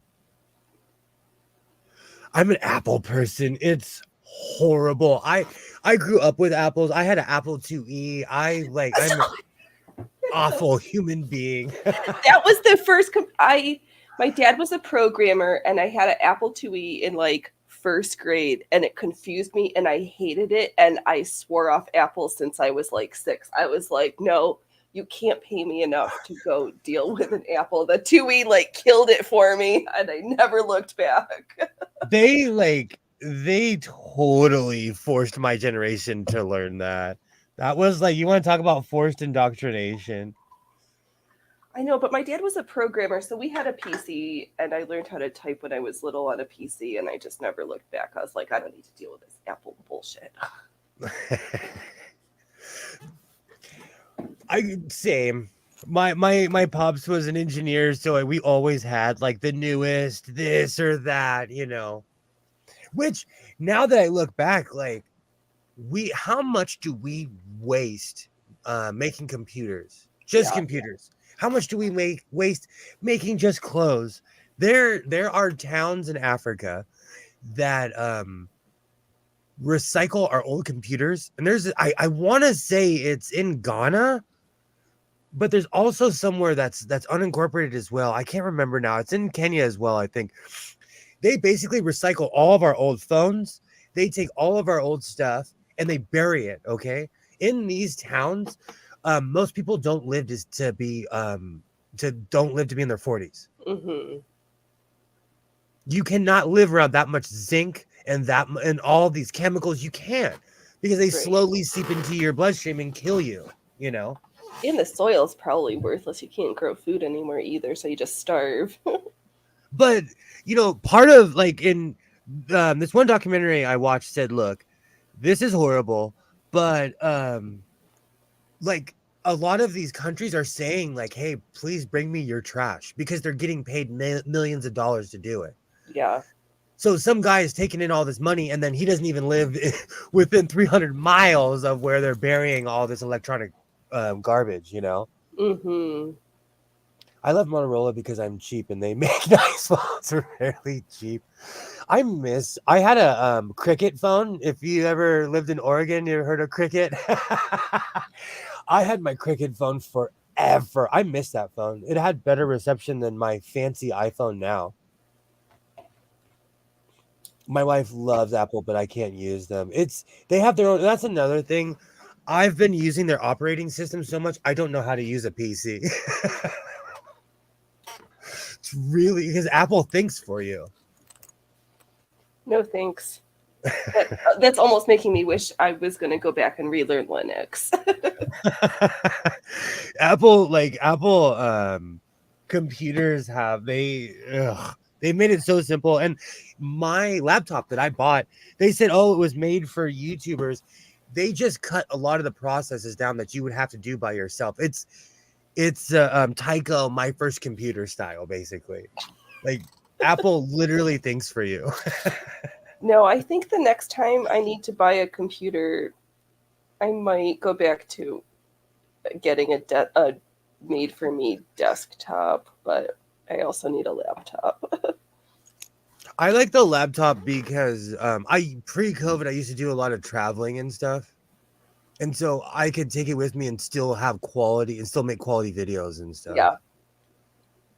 But I need to go out in the desert. I haven't gone to Vegas in a long time. And since I'm no longer a degenerate gambler. Right, you can go safely without burning a hole in your pocket. Well, sitting at home showed me that it was just a bad habit. Like I liked driving to Vegas, eating terrible food in my car, smoking on the way there. I liked the process of going to Las Vegas. Mm-hmm. But then I had a horrible gambling habit. I built my own desktop a couple years ago. It had a hard sell for me to go back to a laptop. Yeah, I keep looking at Meta PCs. If I didn't have to bring my computer to my one office to home, I would. Yeah, I need both. I just need one of everything, please. Can I be bougie? There's nothing wrong with that. I have an old, actually, the computer that's over here, the one that has the beautiful shot of my green shag carpet, that is it's an Apple desktop. I want to say from 2015. And it still runs. It still takes updates and everything.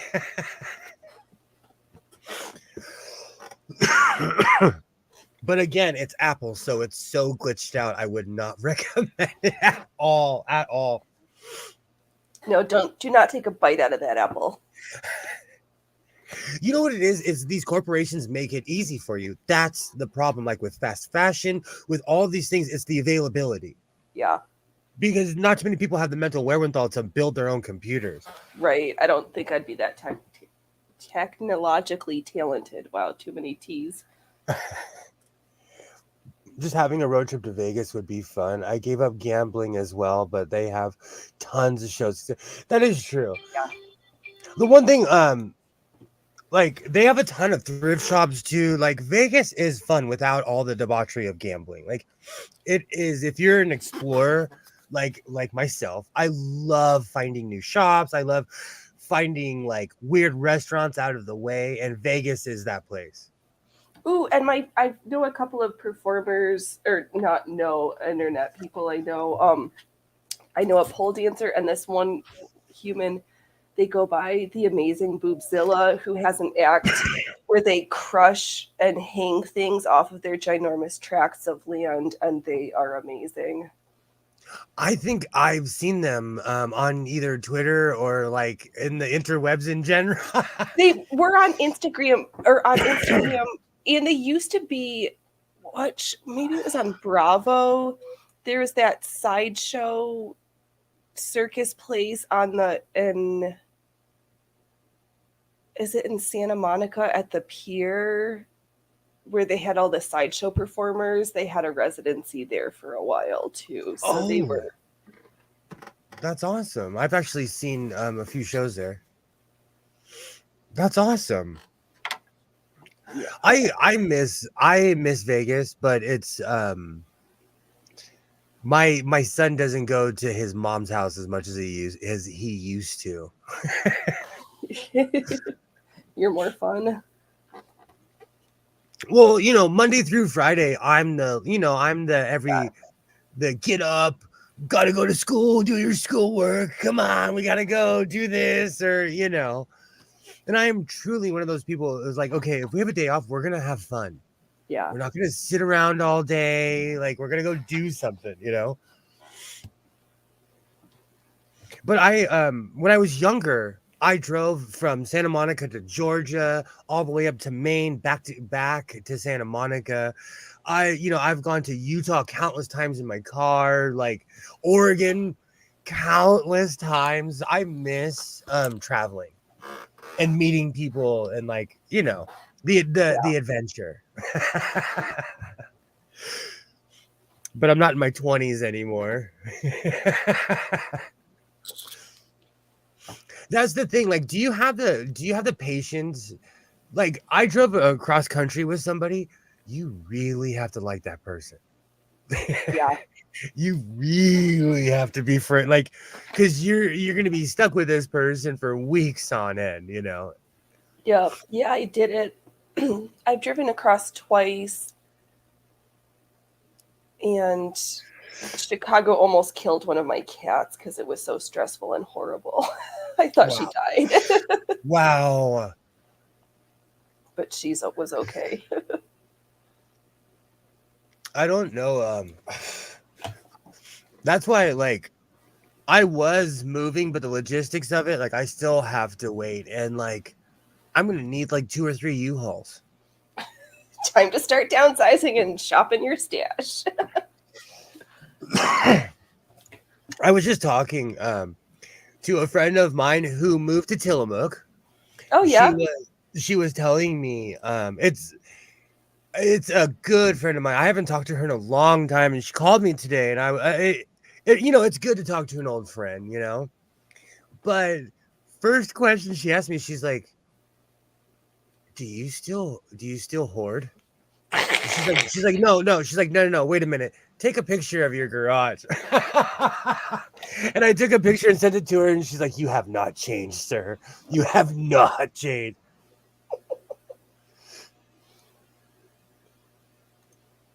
Welcome back. Yay. But I've changed, like, what I hoard. I quit with the big items. I sell sewing machines. See, this is part of like what legitimizes my insanity, because I'll buy like a 1920 sewing machine for $50, $60, okay? But then I turn around and sell it for 800. I'm like, someone reciprocated. Yeah. So it legitimizes my crazy hoarding habit. At least that's the excuse I tell myself. I was gonna say, really. But it's funny, like when you were saying earlier about like when you pass and you leave all this stuff, my pops used to always say, when I pass, it's going to be your problem. And I'm kind of that mindset. Like, well, I won't be around for anyone to cry at me about it. I used to go on these random driving trips where I'd leave the house at midnight and come back at 6 or 8 in the morning, have the rock stations at max volumes and smoke like a chimney. That's exactly what I would do. I miss that. I think that's what I crave. Is what is that song? I've been high all night, almost lost on the wheel. Is it Radar Love?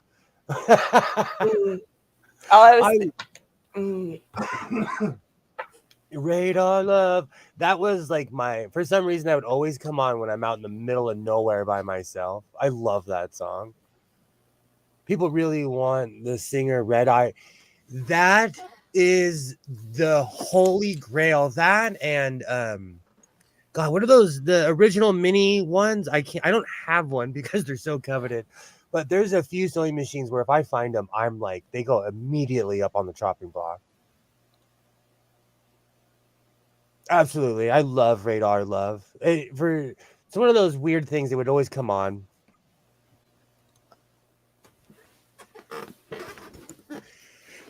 That reminds me, I recently sold a sewing machine and the hoarder in me was like, well, you've had fun with it. You're onto a new home, kid. Well, I score these like amazing sewing machines, and because of Rooster's Relics, like recently they've been giving me really good prices. So I've scored some really awesome ones, and I'm like, do I really need 4 of these? Do I really need 5 of these? Like even with my white, I'm thinking because it actually has the bobbin, I might sell it. Yeah. Because that's the first white I've ever owned that came with the bobbin case. When I got this one, the lady I told you last week, she was like, "Why are you asking me these questions? This machine is perfect." I'm like, "Because I'm not expecting a 140-year-old machine to be in working condition and have all the parts." Exactly, and they rarely do, and I think a lot of people may not understand that. Like even like the ones that are 50, 60 years old, they don't show up with all the parts. Right. That's what I try to teach my picking ways in some of my videos, but I always say like check the sewing machine because you will regret it. I learned the hard way on a lot of my antique. I thought bobbin cases were universal. Oh, I did too until I got this one, and I was like, "What the heck am I looking at? Why does my bobbin case have a nipple on it?" That's like my 1906. I'm like, where's the bobbin case? It's literally a roller that's inside of it that you roll. I have 1 or 2 of those old spool bobbins, but I don't have a machine for it. I sat there like I was like, what is this? What is this thing? This contraption? But you know, Google is your friend. Yep. Or Brave if you want to have a different browsing experience. What's that? Did you say Brave? Yeah, brave.app. It's yeah, I like it. The logo's a lion and it's nicer. Because if for some of like the big live streams and stuff, like when people super chat, like YouTube takes their cut, but then if you use like an Apple device, Apple takes a cut, so the creators get even less money. So Brave cuts down Apple, like prevents Apple from taking their cut, and it's just Google or Rumble or whatever. I knew Apple was janky, but I did not know. And a couple updates ago, they flat out told you like, we're gonna go through your photos. If you own a phone, we're gonna go through your stuff. Hope you don't do anything illegal in your state. That's basically what, and you had to agree with it to get the update. You know. Yeah, I don't like to be tracked that much. It's weird to me. I'm an old like I feel the same way. I just like, why do you want to track me? Right. I've been burned as well, and those people who take the stoppers off of coolers, you're evil. I've bought quite a few marine coolers, take them home, and I'm like, I just bought a cooler without a freaking plug. I like the long bobbin singers. This 1906 was the first one I ever came across that was a long bobbin, and I was like, what is this? That's like when I pulled my when I bought this sewing machine over here, the wrought iron said Singer, everything said Singer, and I pulled up the sewing machine because I didn't check it. I just took it home thinking it was a 19-something Singer. Well, it was a standard. And at first I thought I got ripped off until I did the research and realized that Standard is a Singer, is a subsidiary of Singer. But I had no idea. I swore I got ripped off. My mentality is that they're probably tracking me whether I give them permission or not to. So may as well opt in so I can see what data they're getting from me. I agree, and I feel like it's a robot that's always following you, and so a person can look that up, but it's literally a algorithm following you. Like, oh, if you like this, and this, like YouTube is constantly trying to sell me sewing machines. Because I'm always looking up like singer, blah, blah, blah, because I'm looking up serial numbers, part numbers, So when I go on my YouTube, they're like, why don't you look at all these fancy sewing machines? Because we're tracking you. The part that's creepy, though, is when law enforcement comes and uses that stuff without getting a warrant first. That's where it's like, yeah, I have a problem here. It's funny you would say that. I had a conversation with my friend today in Tillamook, and she said that the Tillamook police use Facebook for everything now. They'll take a picture of somebody and be like, hey, does anyone know who this is? And everybody starts ratting on the guy, And she said it's the weirdest thing because she lived in Portland, and she was like, the Portland PD doesn't care. They like, if you get your car stolen, good luck. I thought that was very interesting when she said that. They're using modern technology to track people. And a lot of people don't know this, but you have the right to anonymity. You have the right to be a nobody, to have your information hidden. Mm-hmm. But people feel like when everyone says, oh, what do you have to hide? Like those kind of people scare me. Yeah, none of this transhumanist stuff. Like I don't want to, I've got some fake parts, but I don't want to be completely hooked up into the grid. Yeah, and that's the thing too, is they are involuntarily adding you to it. That's the thing I have a problem with, and that's why nowadays I feel like a lot of people we unwillingly give away our freedoms for comfort. Yeah. Oh, they can track me because look, I have all my stuff on my phone. Like I say that I said this 20 years ago. What happens if the grid goes down? Right. Don't need detectives, just need a bunch of spiteful members of the public. So true. The one thing that scares me more than anything else is like if someone was to hack my phone, they could ruin my life like in 3 clicks. Mm-hmm. That's my thing about this whole new age thing. Like I'm just, maybe I'm too old school and I sit around and think about it. No, I think when we stop thinking, then that's when the problems come. I said this last week and I say it all the time. I'm really bad in cults because I ask questions. Like I'm the guy in the back, like, wait a minute. Wait a minute. Hold on. Why are we shaving our head and wearing Nike Cortez? That comet. I'm not waiting for that comet. Sorry, kids, if you never heard of Hail Bob. A lot of people, there was a call that what was it called? Heaven's Gate. Yep.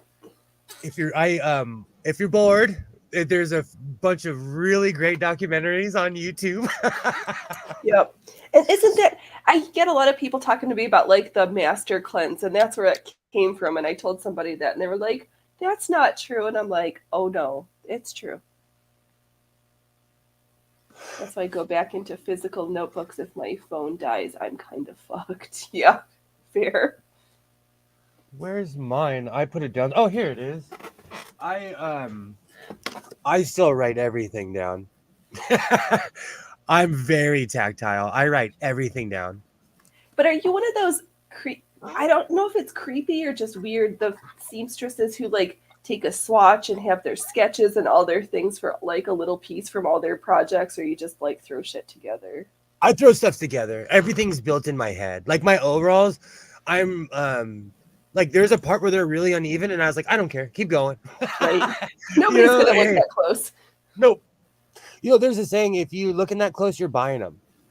Right. If you say something and you're that close, either I asked your opinion or you're an asshole and you should just exactly. Yep, they can track us with our phones if you have a driver's license. They also have your picture. Yet somehow people are paranoid concerning a vaccine being used to track. I just don't know how you can use medicine to track people. I guess they could Night use butterfly. paper.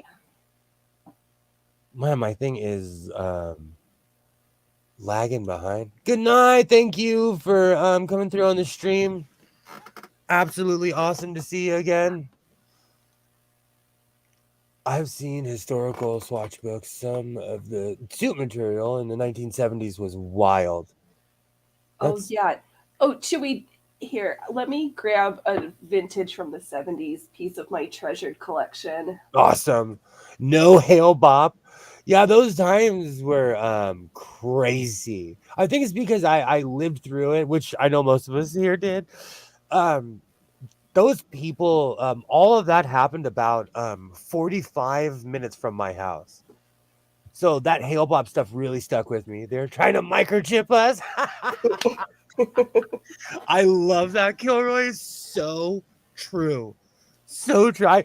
That's why Twitter, man. I gotta get off Twitter sometimes because I'm just like, you're not even being ironic, are you? So this, my grandmother made this, did all of the beading, Wow. all of the tailoring, and there's a jacket with these fancy. I want to like go through and see with those little loop buttonholes. And where the buttons on here are spectacular. Oh, those are awesome. Yeah, they sparkle. I need to get a couple of archival boxes. Oh, she's got a hole. Oh no. Some archival boxes and paper because I've worn her a couple times, but it's just like treasured pieces of my family history. They're not wood buttons. They are I don't even know. They're metal with sparkly, like rhinestoney. Oh, that's It's awesome. probably glass. I don't know. They're just. Uh, my grandmother was amazing. That's it. That's amazing. I aspire to sew like that one day. Yeah, me too. Me too. And she, Recently, someone showed me a jacket, like someone they showed me a jacket that someone pieced together in the 70s and it still holds up. It was a denim jacket and I'm like, hopefully one day I can sew like that. yeah. That's awesome. That's absolutely awesome. I love that old school. I love the craft behind it. Like It might be. I watch old school movies. And if you look at the background in old school movies, somebody painted that background. If like people, like every single piece was planned, everything was made by hand. That's just a labor of love. Mm-hmm. Or Child there's set look late 60s. it could be. I don't remember. She's not here for me to ask those questions anymore. And she had closets of clothes that she made on her old Singer treadle machine. She had an electric one that she never used. It was all that she loved that treadle machine. It's really funny. I found a Bel Air sewing machine in my grandma's house, and I never once saw her use the thing. I use it all the time. It's still brand new. It's a beast. Do you think that's a common occurrence? Because I buy sewing machines like from back in the day, and I'm like, this thing is untouched. I wonder. I think so because there was a time where people had to, like in the Depression era, where you had to do stuff.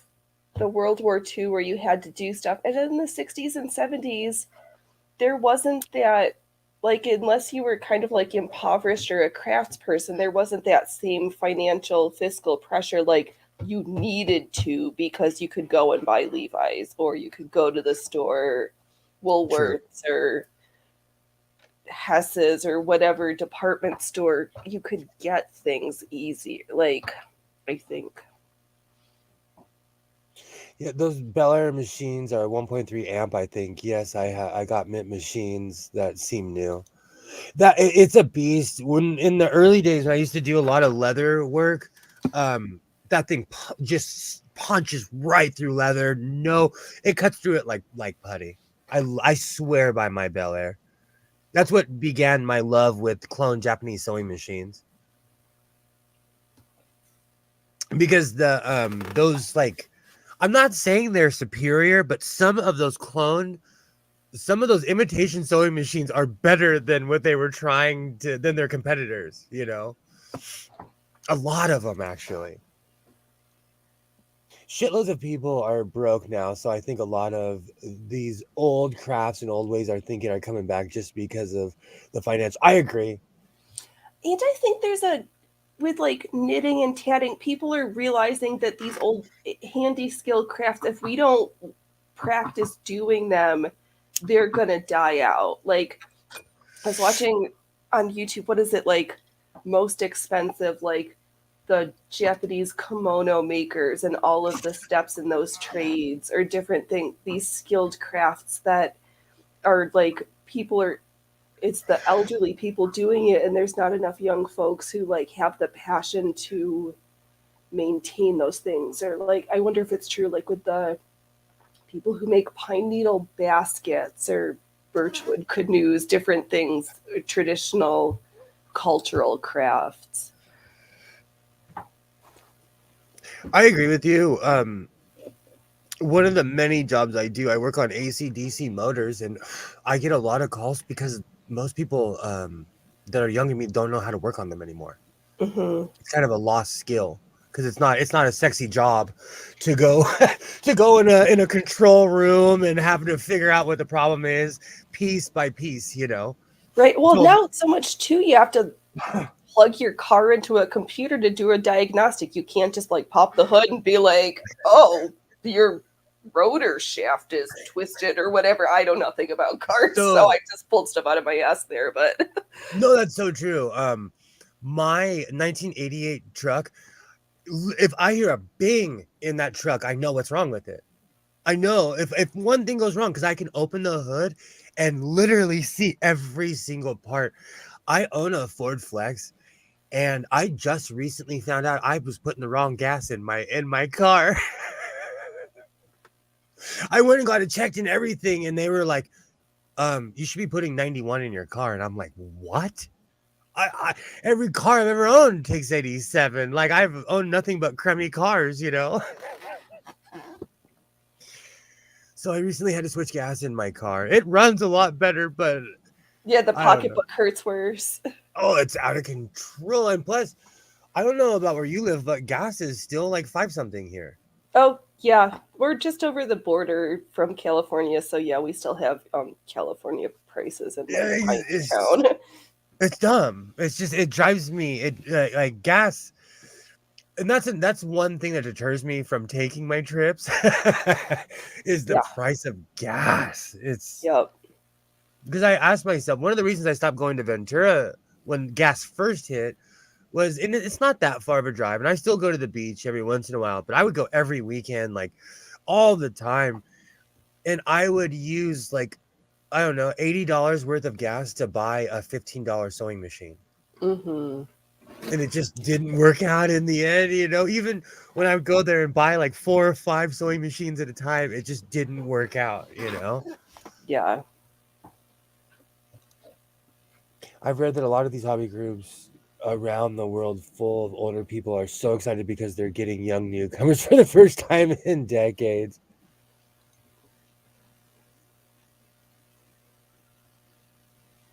I'm gonna have to look that up, but brother HA, I love watching videos of people restoring like sewing machines they found in a swamp somewhere. And recently I watched a video of this trashed industrial brother. People do they like, honestly, they do miracles with that stuff. Like I need to learn because there's a few sewing machines I want to clean up, but I learned the hard way certain certain cleaners take the decals off of sewing machines. Mm. And like, a sewing machine that's from 1908, I can't replace those Tiffany decals. Right. Yep. It's just as mine that mine's just got the cast iron. I don't have any painting on mine. I love the old school, like the designs on all the old school ones. But there was a woman who commented on this one. Oh man, these things are heavy. She was like, "Oh, look at those Tiffany decals." I was like, I wish I knew what she was talking about. Yeah. Oh, that. Oh. And it's gold. Mm-hmm. Let me see if I. Oh yeah, this has the roller bobbin on it. Yep. Yeah, Alibaba, you have a couple of miracles of water damage Singer 28 hand crank. I love my hand crank machine. I did not think I was going to love it as much as I do, but she is my new best friend, and I put my electrics in the to take a long rest for a while I get a really buff arm. I was about to say it's that hardcore, huh? It's actually no, it's not hard. I don't feel like it's a workout. I mean, it's not a workout. It's just No, I'm saying like you love that more than your electric. I do. Since this machine came to my house, I've not used any of my electric machines. Hello, hands. What time is it? That hand Probably getting better sleepy time. That hand better have taken a bath. Right? Did that hand wash behind the ears? And I know you can hear me. I know that for a fact. If I can see those hands, I know your ears are listening. Yeah. That just means he broke away from his the person watching him. That's all.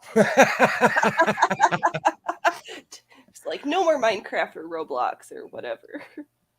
Well, he can Minecraft all day. Roblox, and I don't know who needs to hear this. Roblox is filled with creeps, and it is not allowed in my house. Okay. People were emailing my son, and they're like, "Hey, what do you do?" Not knowing that all his emails come to my phone. Right. And I am like, oh, I get Liam Neeson with my description of what I'm going to do to somebody. I'm like, I have 2 skills, and one of them is finding you.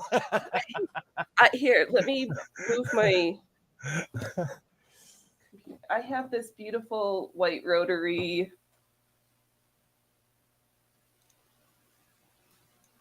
Oh, that is beautiful. What year is that? I think she must be from like the model number is FR5014455. So I think late 1880s, 1890s. Wow. That is awesome. Yeah, $25, perfect condition, 2 bobbins. Yeah. That never happens. You scored on that. No, I still to this day for the price, and that she ran like a dream. The bobbin still had thread in it, so whoever had her, she could have come from a ranch house from where I live, where somebody was like doing leather, because the woman asked if I was going to do leather work with it, and I was like, no, I'm probably going to start corsets first. But did you say FN? FR? Oh yeah, you're way before. That's awesome. That's awesome. Yeah, I feel like I stole her, but I did not put the listing up on Craigslist. Somebody else did, and I was like, yes, please, you can come to me, live at my house. I'm the same with my typewriters. I just fixed up my big manual typewriter, and I'm like, I like it so much that I put the electric typewriter I was using before back in its case.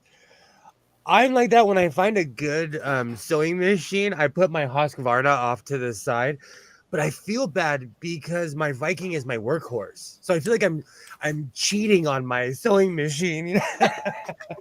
No, you're just every tool the motor needs a little rest. You got to be like, I haven't broken a needle in a while. I should like switch it up. Are you good? Do you switch needles every time you start a project, or you just wait till it breaks and then you're like, oh, it's time to change my needles?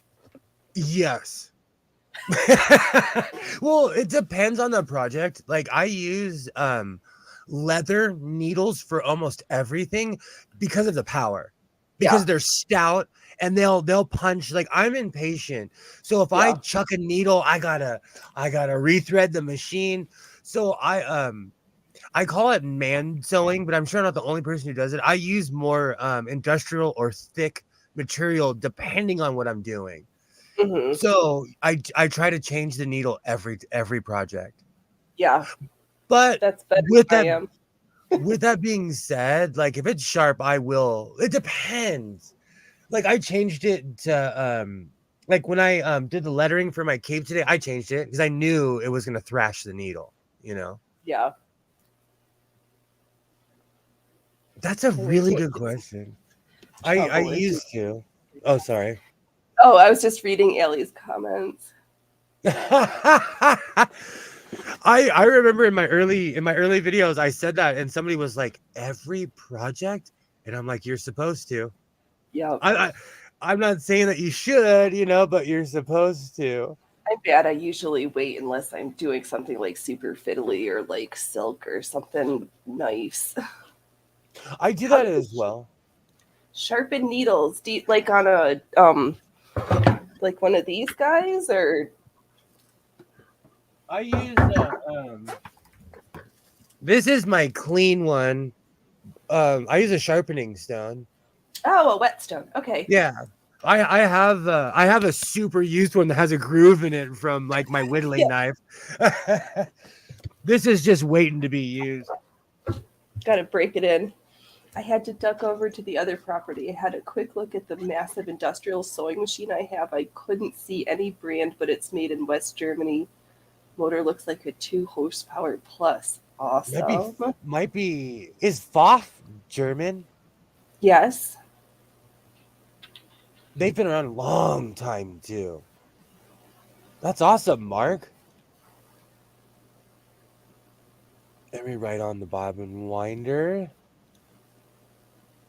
I use my needles until they break or until I'm wondering why the needle seems to like it needs another cup of coffee. Same. That is so me. I'm terrible in that way. See, I don't have time for that. I'm like, I wanted precision right now, says the guy who always ends up sewing something together, and I have to like come through and cut it out. Yeah, I was better when I was using my embroidery machine more. I would switch my needles out just because of the number of stitches per minute that did, but that machine is also in the bad girl corner. Oh, that's like my embroidery machine. I don't know what I'm gonna do with it. This is my first machine that has completely failed on me. But I'm not someone that throws sewing machines in the trash, so it just might become a wall You're just hanger. gonna save it for parts and then use it as your justification. Boff. Dernkop comes to mind for industrials from Germany. Derkop. It's my West Coast twang where I cannot necessarily. Derkop. My German's terrible. Der Kaiser Usen Eislock? Arschlock. See, my German's terrible. Terrible. The only language I learned in school was Spanish, and that was school Spanish and not like ¿Cuánto es español? ¿Dónde está el baño? And yo necesito alguno más cervezas, por favor. Bien, yo entiende todo. That's all that counts. That's all that counts. If someone can understand you, that's all that counts. And all I need to, those are the only questions. Where's the bathroom? And can I have a beer? What else do you need? I was about to say, I did a lot of traveling to Mexico. Those are the only ones that you need. Yep. If it's anywhere near the water in Mexico, they party hard. Okay. If you're near a coast, they party hard in Mexico. Oh, lol. My Bologna. Pfaff reminds me of Nancy Zeman. When I was a kid, I watched a lot of PBS. And like I would come home on hallucinogens and watch Nancy Zeman because she'd be on all night. Right. So I forgot, Liz, you do speak German.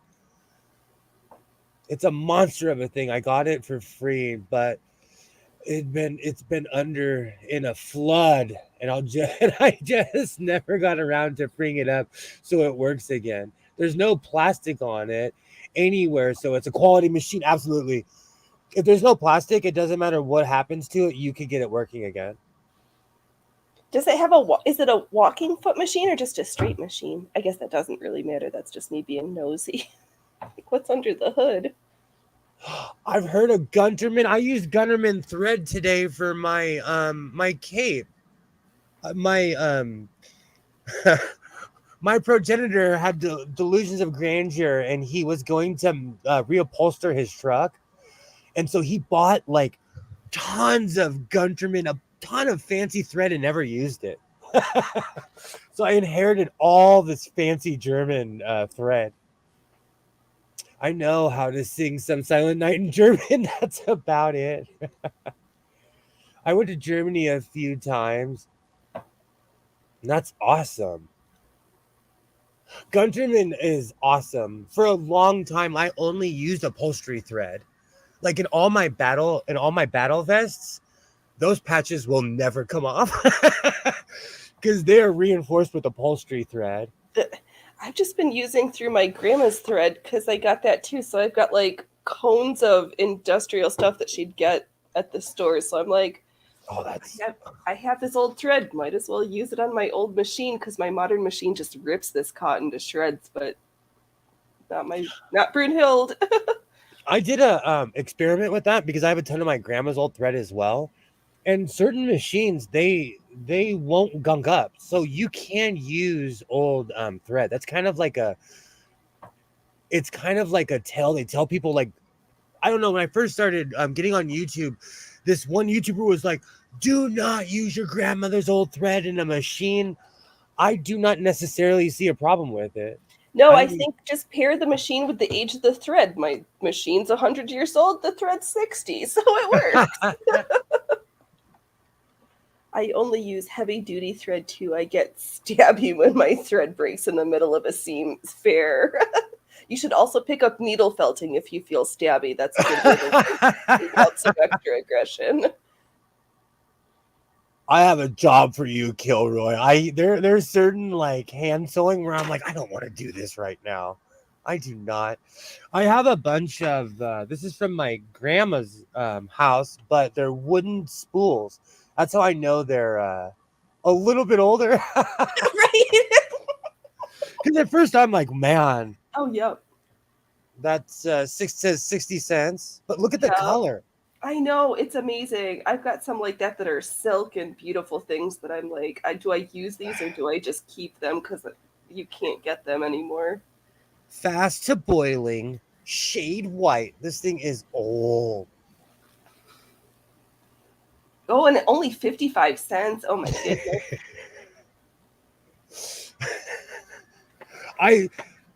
This one's 45 cents. Lily. I wonder, do they still make Lily? I don't think they do, but I Oh, it's 45 cents. All right, next week I'll bring out my collection of old spools of thread and we can do a spool down. These are old school coats. They don't even make the I've got one of those. Next I have that one too. Is that the I love these. Like, I love going through these. That's why, like, this is my museum case. Like, I will probably not use any of this thread, but part of me wants to use this green though because it's such a like bright, beautiful green, you know. Yeah. But I have a ton of thread like it already. Right. Use the modern stuff first. Yeah. Let's see here. What does Mark say? I never looked at anything on it. It came down with a pile of other stuff, so it just got stuck in the shed and buried. I really need to start soaking it so I can see if I can get it moving again. Yes, you should. That is like for me, that's the most fun part of refurbishing a sewing machine is when you completely submerge it. Especially something that's been through a flood. Like, and if it's all metal, you can do whatever you want to it. I thought the thing about only using newer thread was because old thread might lose strength depending on how it is stored. Okay, some of it does, and the loose cotton does get caught in your machine. Might be a really good machine. It seems like if it's all metal, then it's already quality. And when people give that advice about old thread, they're talking about newer machines. Like, is anyone familiar with the Gray Singer Heavy Duty? I've seen that one. Yeah. It is the most like falsely advertised machine ever made. Because it's all plastic and it's not made for heavy duty. Singer just was like, we're gonna make a cash grab on this one. Mm-hmm. Because a lot of people have purchased them, but the one thing that kind of killed that brand was YouTube. Because people got on YouTube and they're like, dude, this is awful.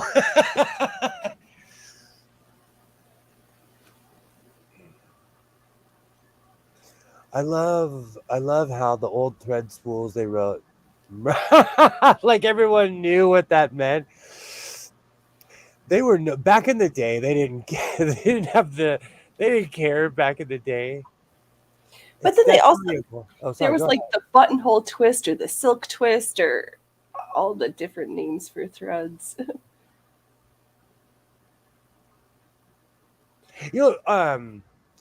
Oh, Mark, I am so jealous right now. That's like, I love refurbishing sewing machines. And it's not just that I'm a hoarder and I like having things around me to fulfill some psychological issue I'll never deal with. But I absolutely love refurbishing sewing machines. Are you trying to say your parts aren't all working, that you need to make other parts work? If anyone ever claims like when someone claims perfection, I run from those people. Yeah. Like I will forever be a work in progress. Yeah, for sure. 6-cord thread. Do you think thread was made with more quality back then?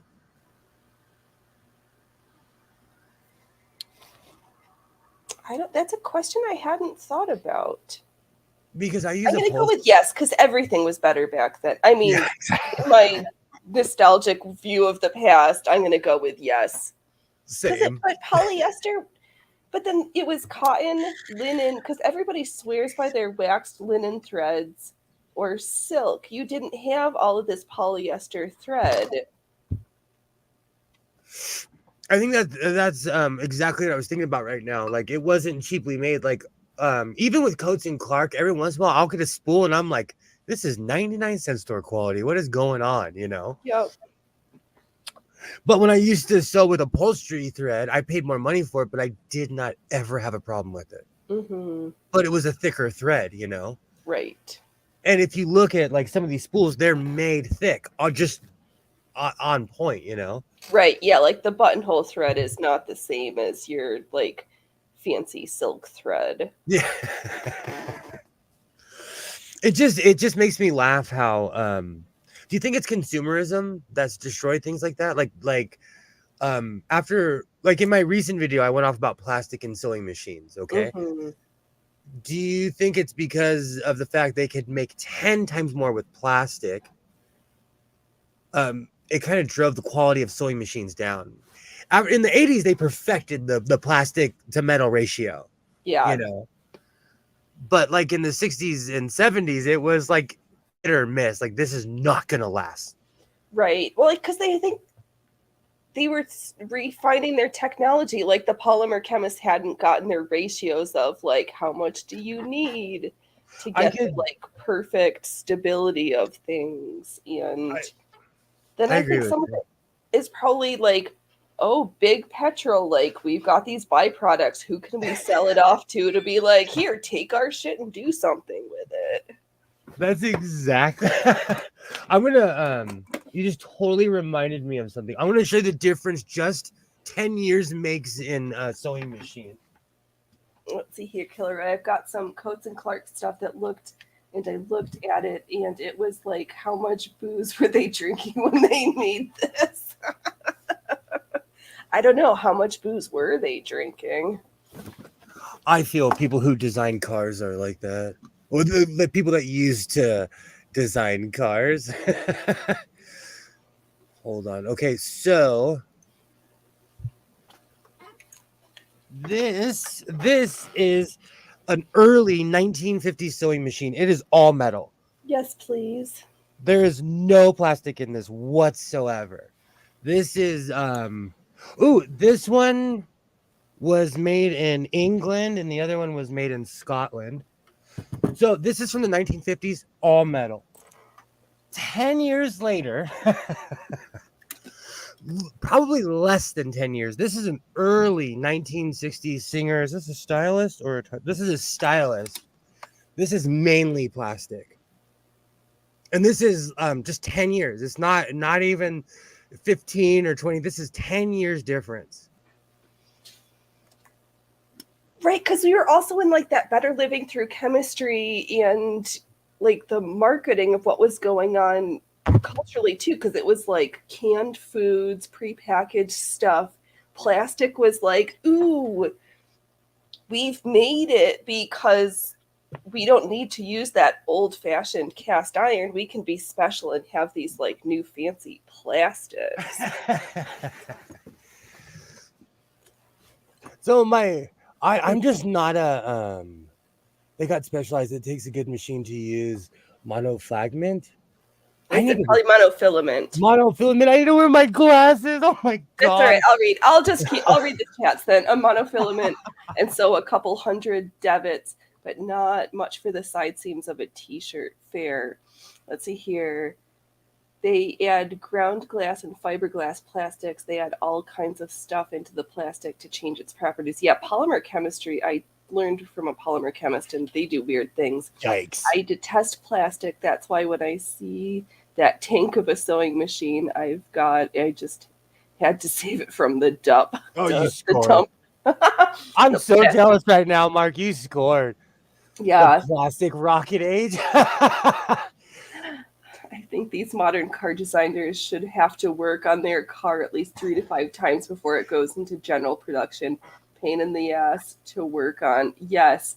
And if you need a computer to fix your car, maybe we need to like go back to the Stone Ages a little bit.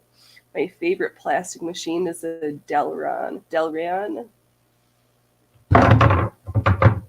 I've never heard of a Delran. I agree with you, Kilroy. That's an excellent. That's some biker gang stuff. Like, you're not allowed to speak on something until you can actually work on it and know what you're doing. You know. I wonder. I like your idea as well, Phoenix. We should go back to like. I'm not saying like the crank style, but like go back to the 1970s where you turn the ignition, the car turned on, and you went somewhere. Yeah, exactly. My car doesn't need to have Bluetooth and sat nav and all of these things. You just need to drive reliably. Again, I'll do the thinking. Yes, please. You do not need to drive for me. I don't even like to use the cruise control. That feels like giving away too much power. I was actually talking about this the other day. Like, I don't even like sitting in the passenger side seat anymore. I have such control issues with driving. I just get car sick. I'm like, give me the wheel. I'm too ADD. You want me to drive. I need a task. You want me to. Or else you're like making too much noise. Just get out. I'm a curious human being. So I'm like, what do leopards eat in the wild? Like, I'll just start throwing out random facts. Gazelles. It depends on the situation, though. Yeah. Gosh, now I just have radar love stuck in my head. I'm craving bagels and a long drive. Modern cars do suck. All the plastic clips break as soon as you try to work on it. And that's only if it doesn't break before then. So true. That's why I'm biased to my old clanky truck. That and chips are expensive. That's why I don't want to get a new car. I'm like, I will take keep my 20-year-old car that runs and I just do maintenance on that's paid for. I try to do as much business as I can by mail just because it takes a computer out of the equation and forces me to think about it more. Ooh, yep. Let's see here, Mark. Delron is an awesome machine. I put the vacuum there to slurp up the chip like spaghetti. So is it a power vacuum? No, that's the name of the plastic. My favorite plastic to machine. Oh, okay. Sorry, I keep reading all your chats for you. Please. No, please. I'm sitting here without my glasses on. I've been smoking this entire time. You are 100% invited to. Please. Okay. All right. The commander says, no, that's the name of the plastic machine. We talked about that. Right. Now that's going to make me think about that whole, what's her face and that whole tool time thing. We don't need to go down that rabbit hole. I just read this awful story that Pamela Anderson said about. That's the one I was talking about. I never liked him. I call myself Tool Time. I can disassociate myself from a character. Isaiah watched Toy Story so many times that the fourth one, whichever one had the bear, I was crying so hard my face was puffy. Okay. I was crying, but I am not a Tim Allen fan. For educating me, Commander. Absolutely. Thank you. I am not a Tim Allen fan. And what Pamela Anderson said, it made me detest him even more. Did I pull out my... Tim Allen is a mess. Did I just mute what just happened here? I can still hear you. Did I mute myself or did you mute yourself? No, I can hear you. Can you hear me?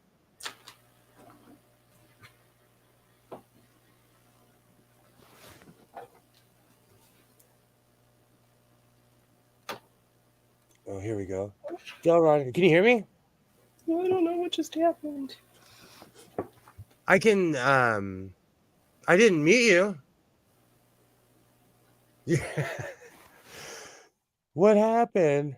Delron is a special bearings plastic. I use it a lot as an agricultural equipment, and it lasts better than proper tapering roller bearings in many applications.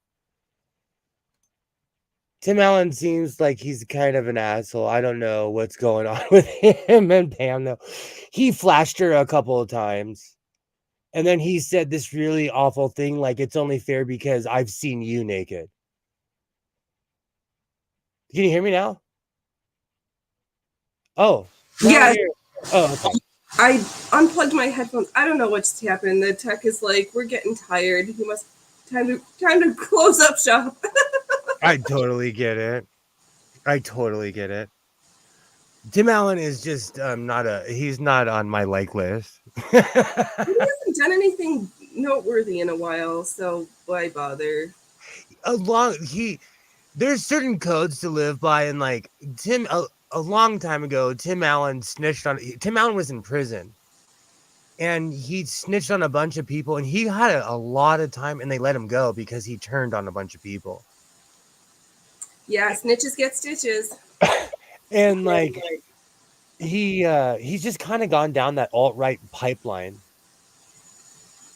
So I'm like not a fan. I try not to judge people too either, but just don't be a creep. Don't creep on people. That's like if we had new like stone tablets, that would be my first commandment. Thou shalt not be a creep. No assholes. Yeah, exactly. Turn the creep down to 0. You have 2 ears and 1 mouth. Less talky, more listen. Exactly.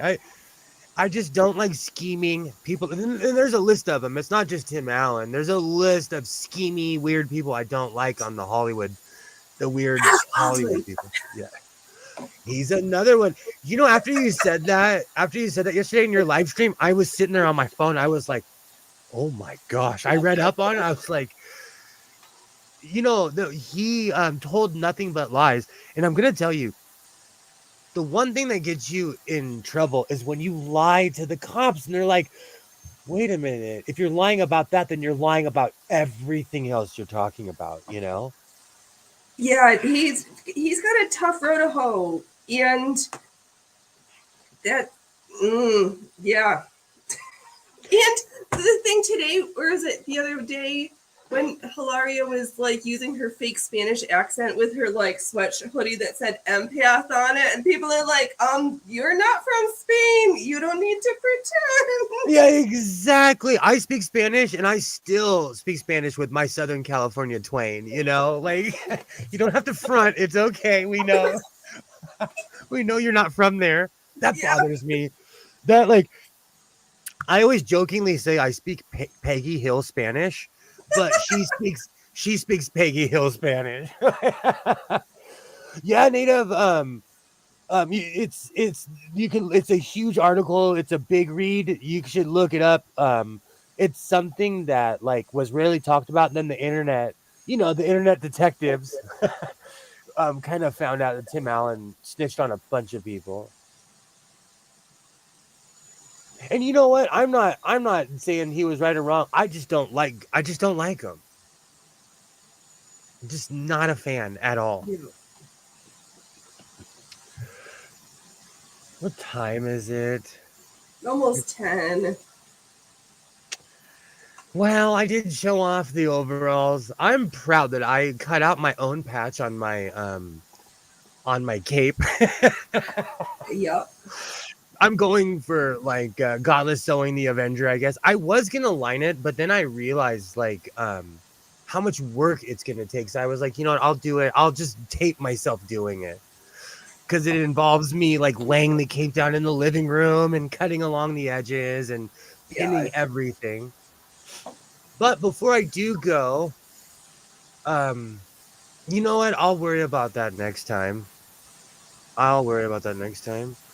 Do you have anything you want to shill? You do a show every Sunday? I do a show Sundays at 3:30 p.m. Pacific Standard Time. Kind of a lot of the same of me complaining and sewing.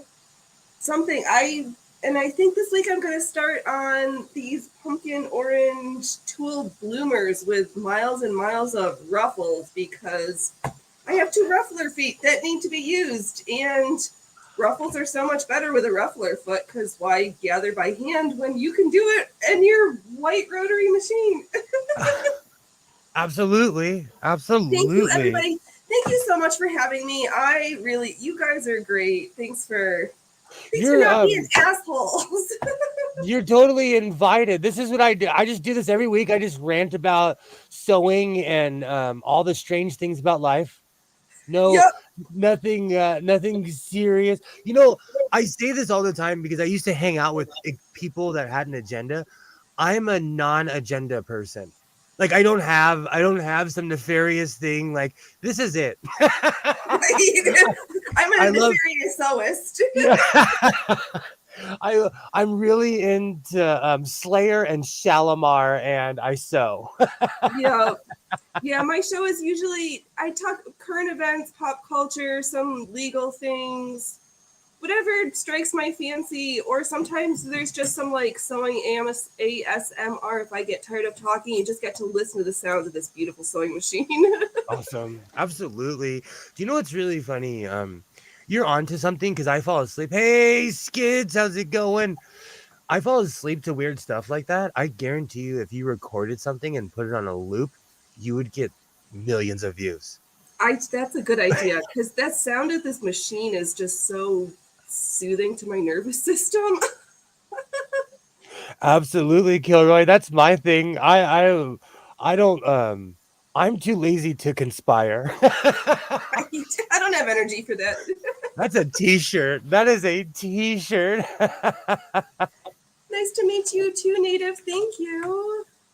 Native Atheist, absolutely awesome human being. Everyone here, Kilroy, Liz, um, I appreciate every single one of you guys. Thank you so much. Seriously, thank you. I will have my usual sewing mayhem out as usual. I've been I've been not sleeping, so I've been sewing a lot more lately. It happens. I I might take a day off, but I'm already filming for my next video. So Perfect. like I always say, reinforce your seams, be yourself, and I will definitely see you next time. Um, Skits, you're good. Don't worry about it. Everybody else, I will see you guys later. Thank you.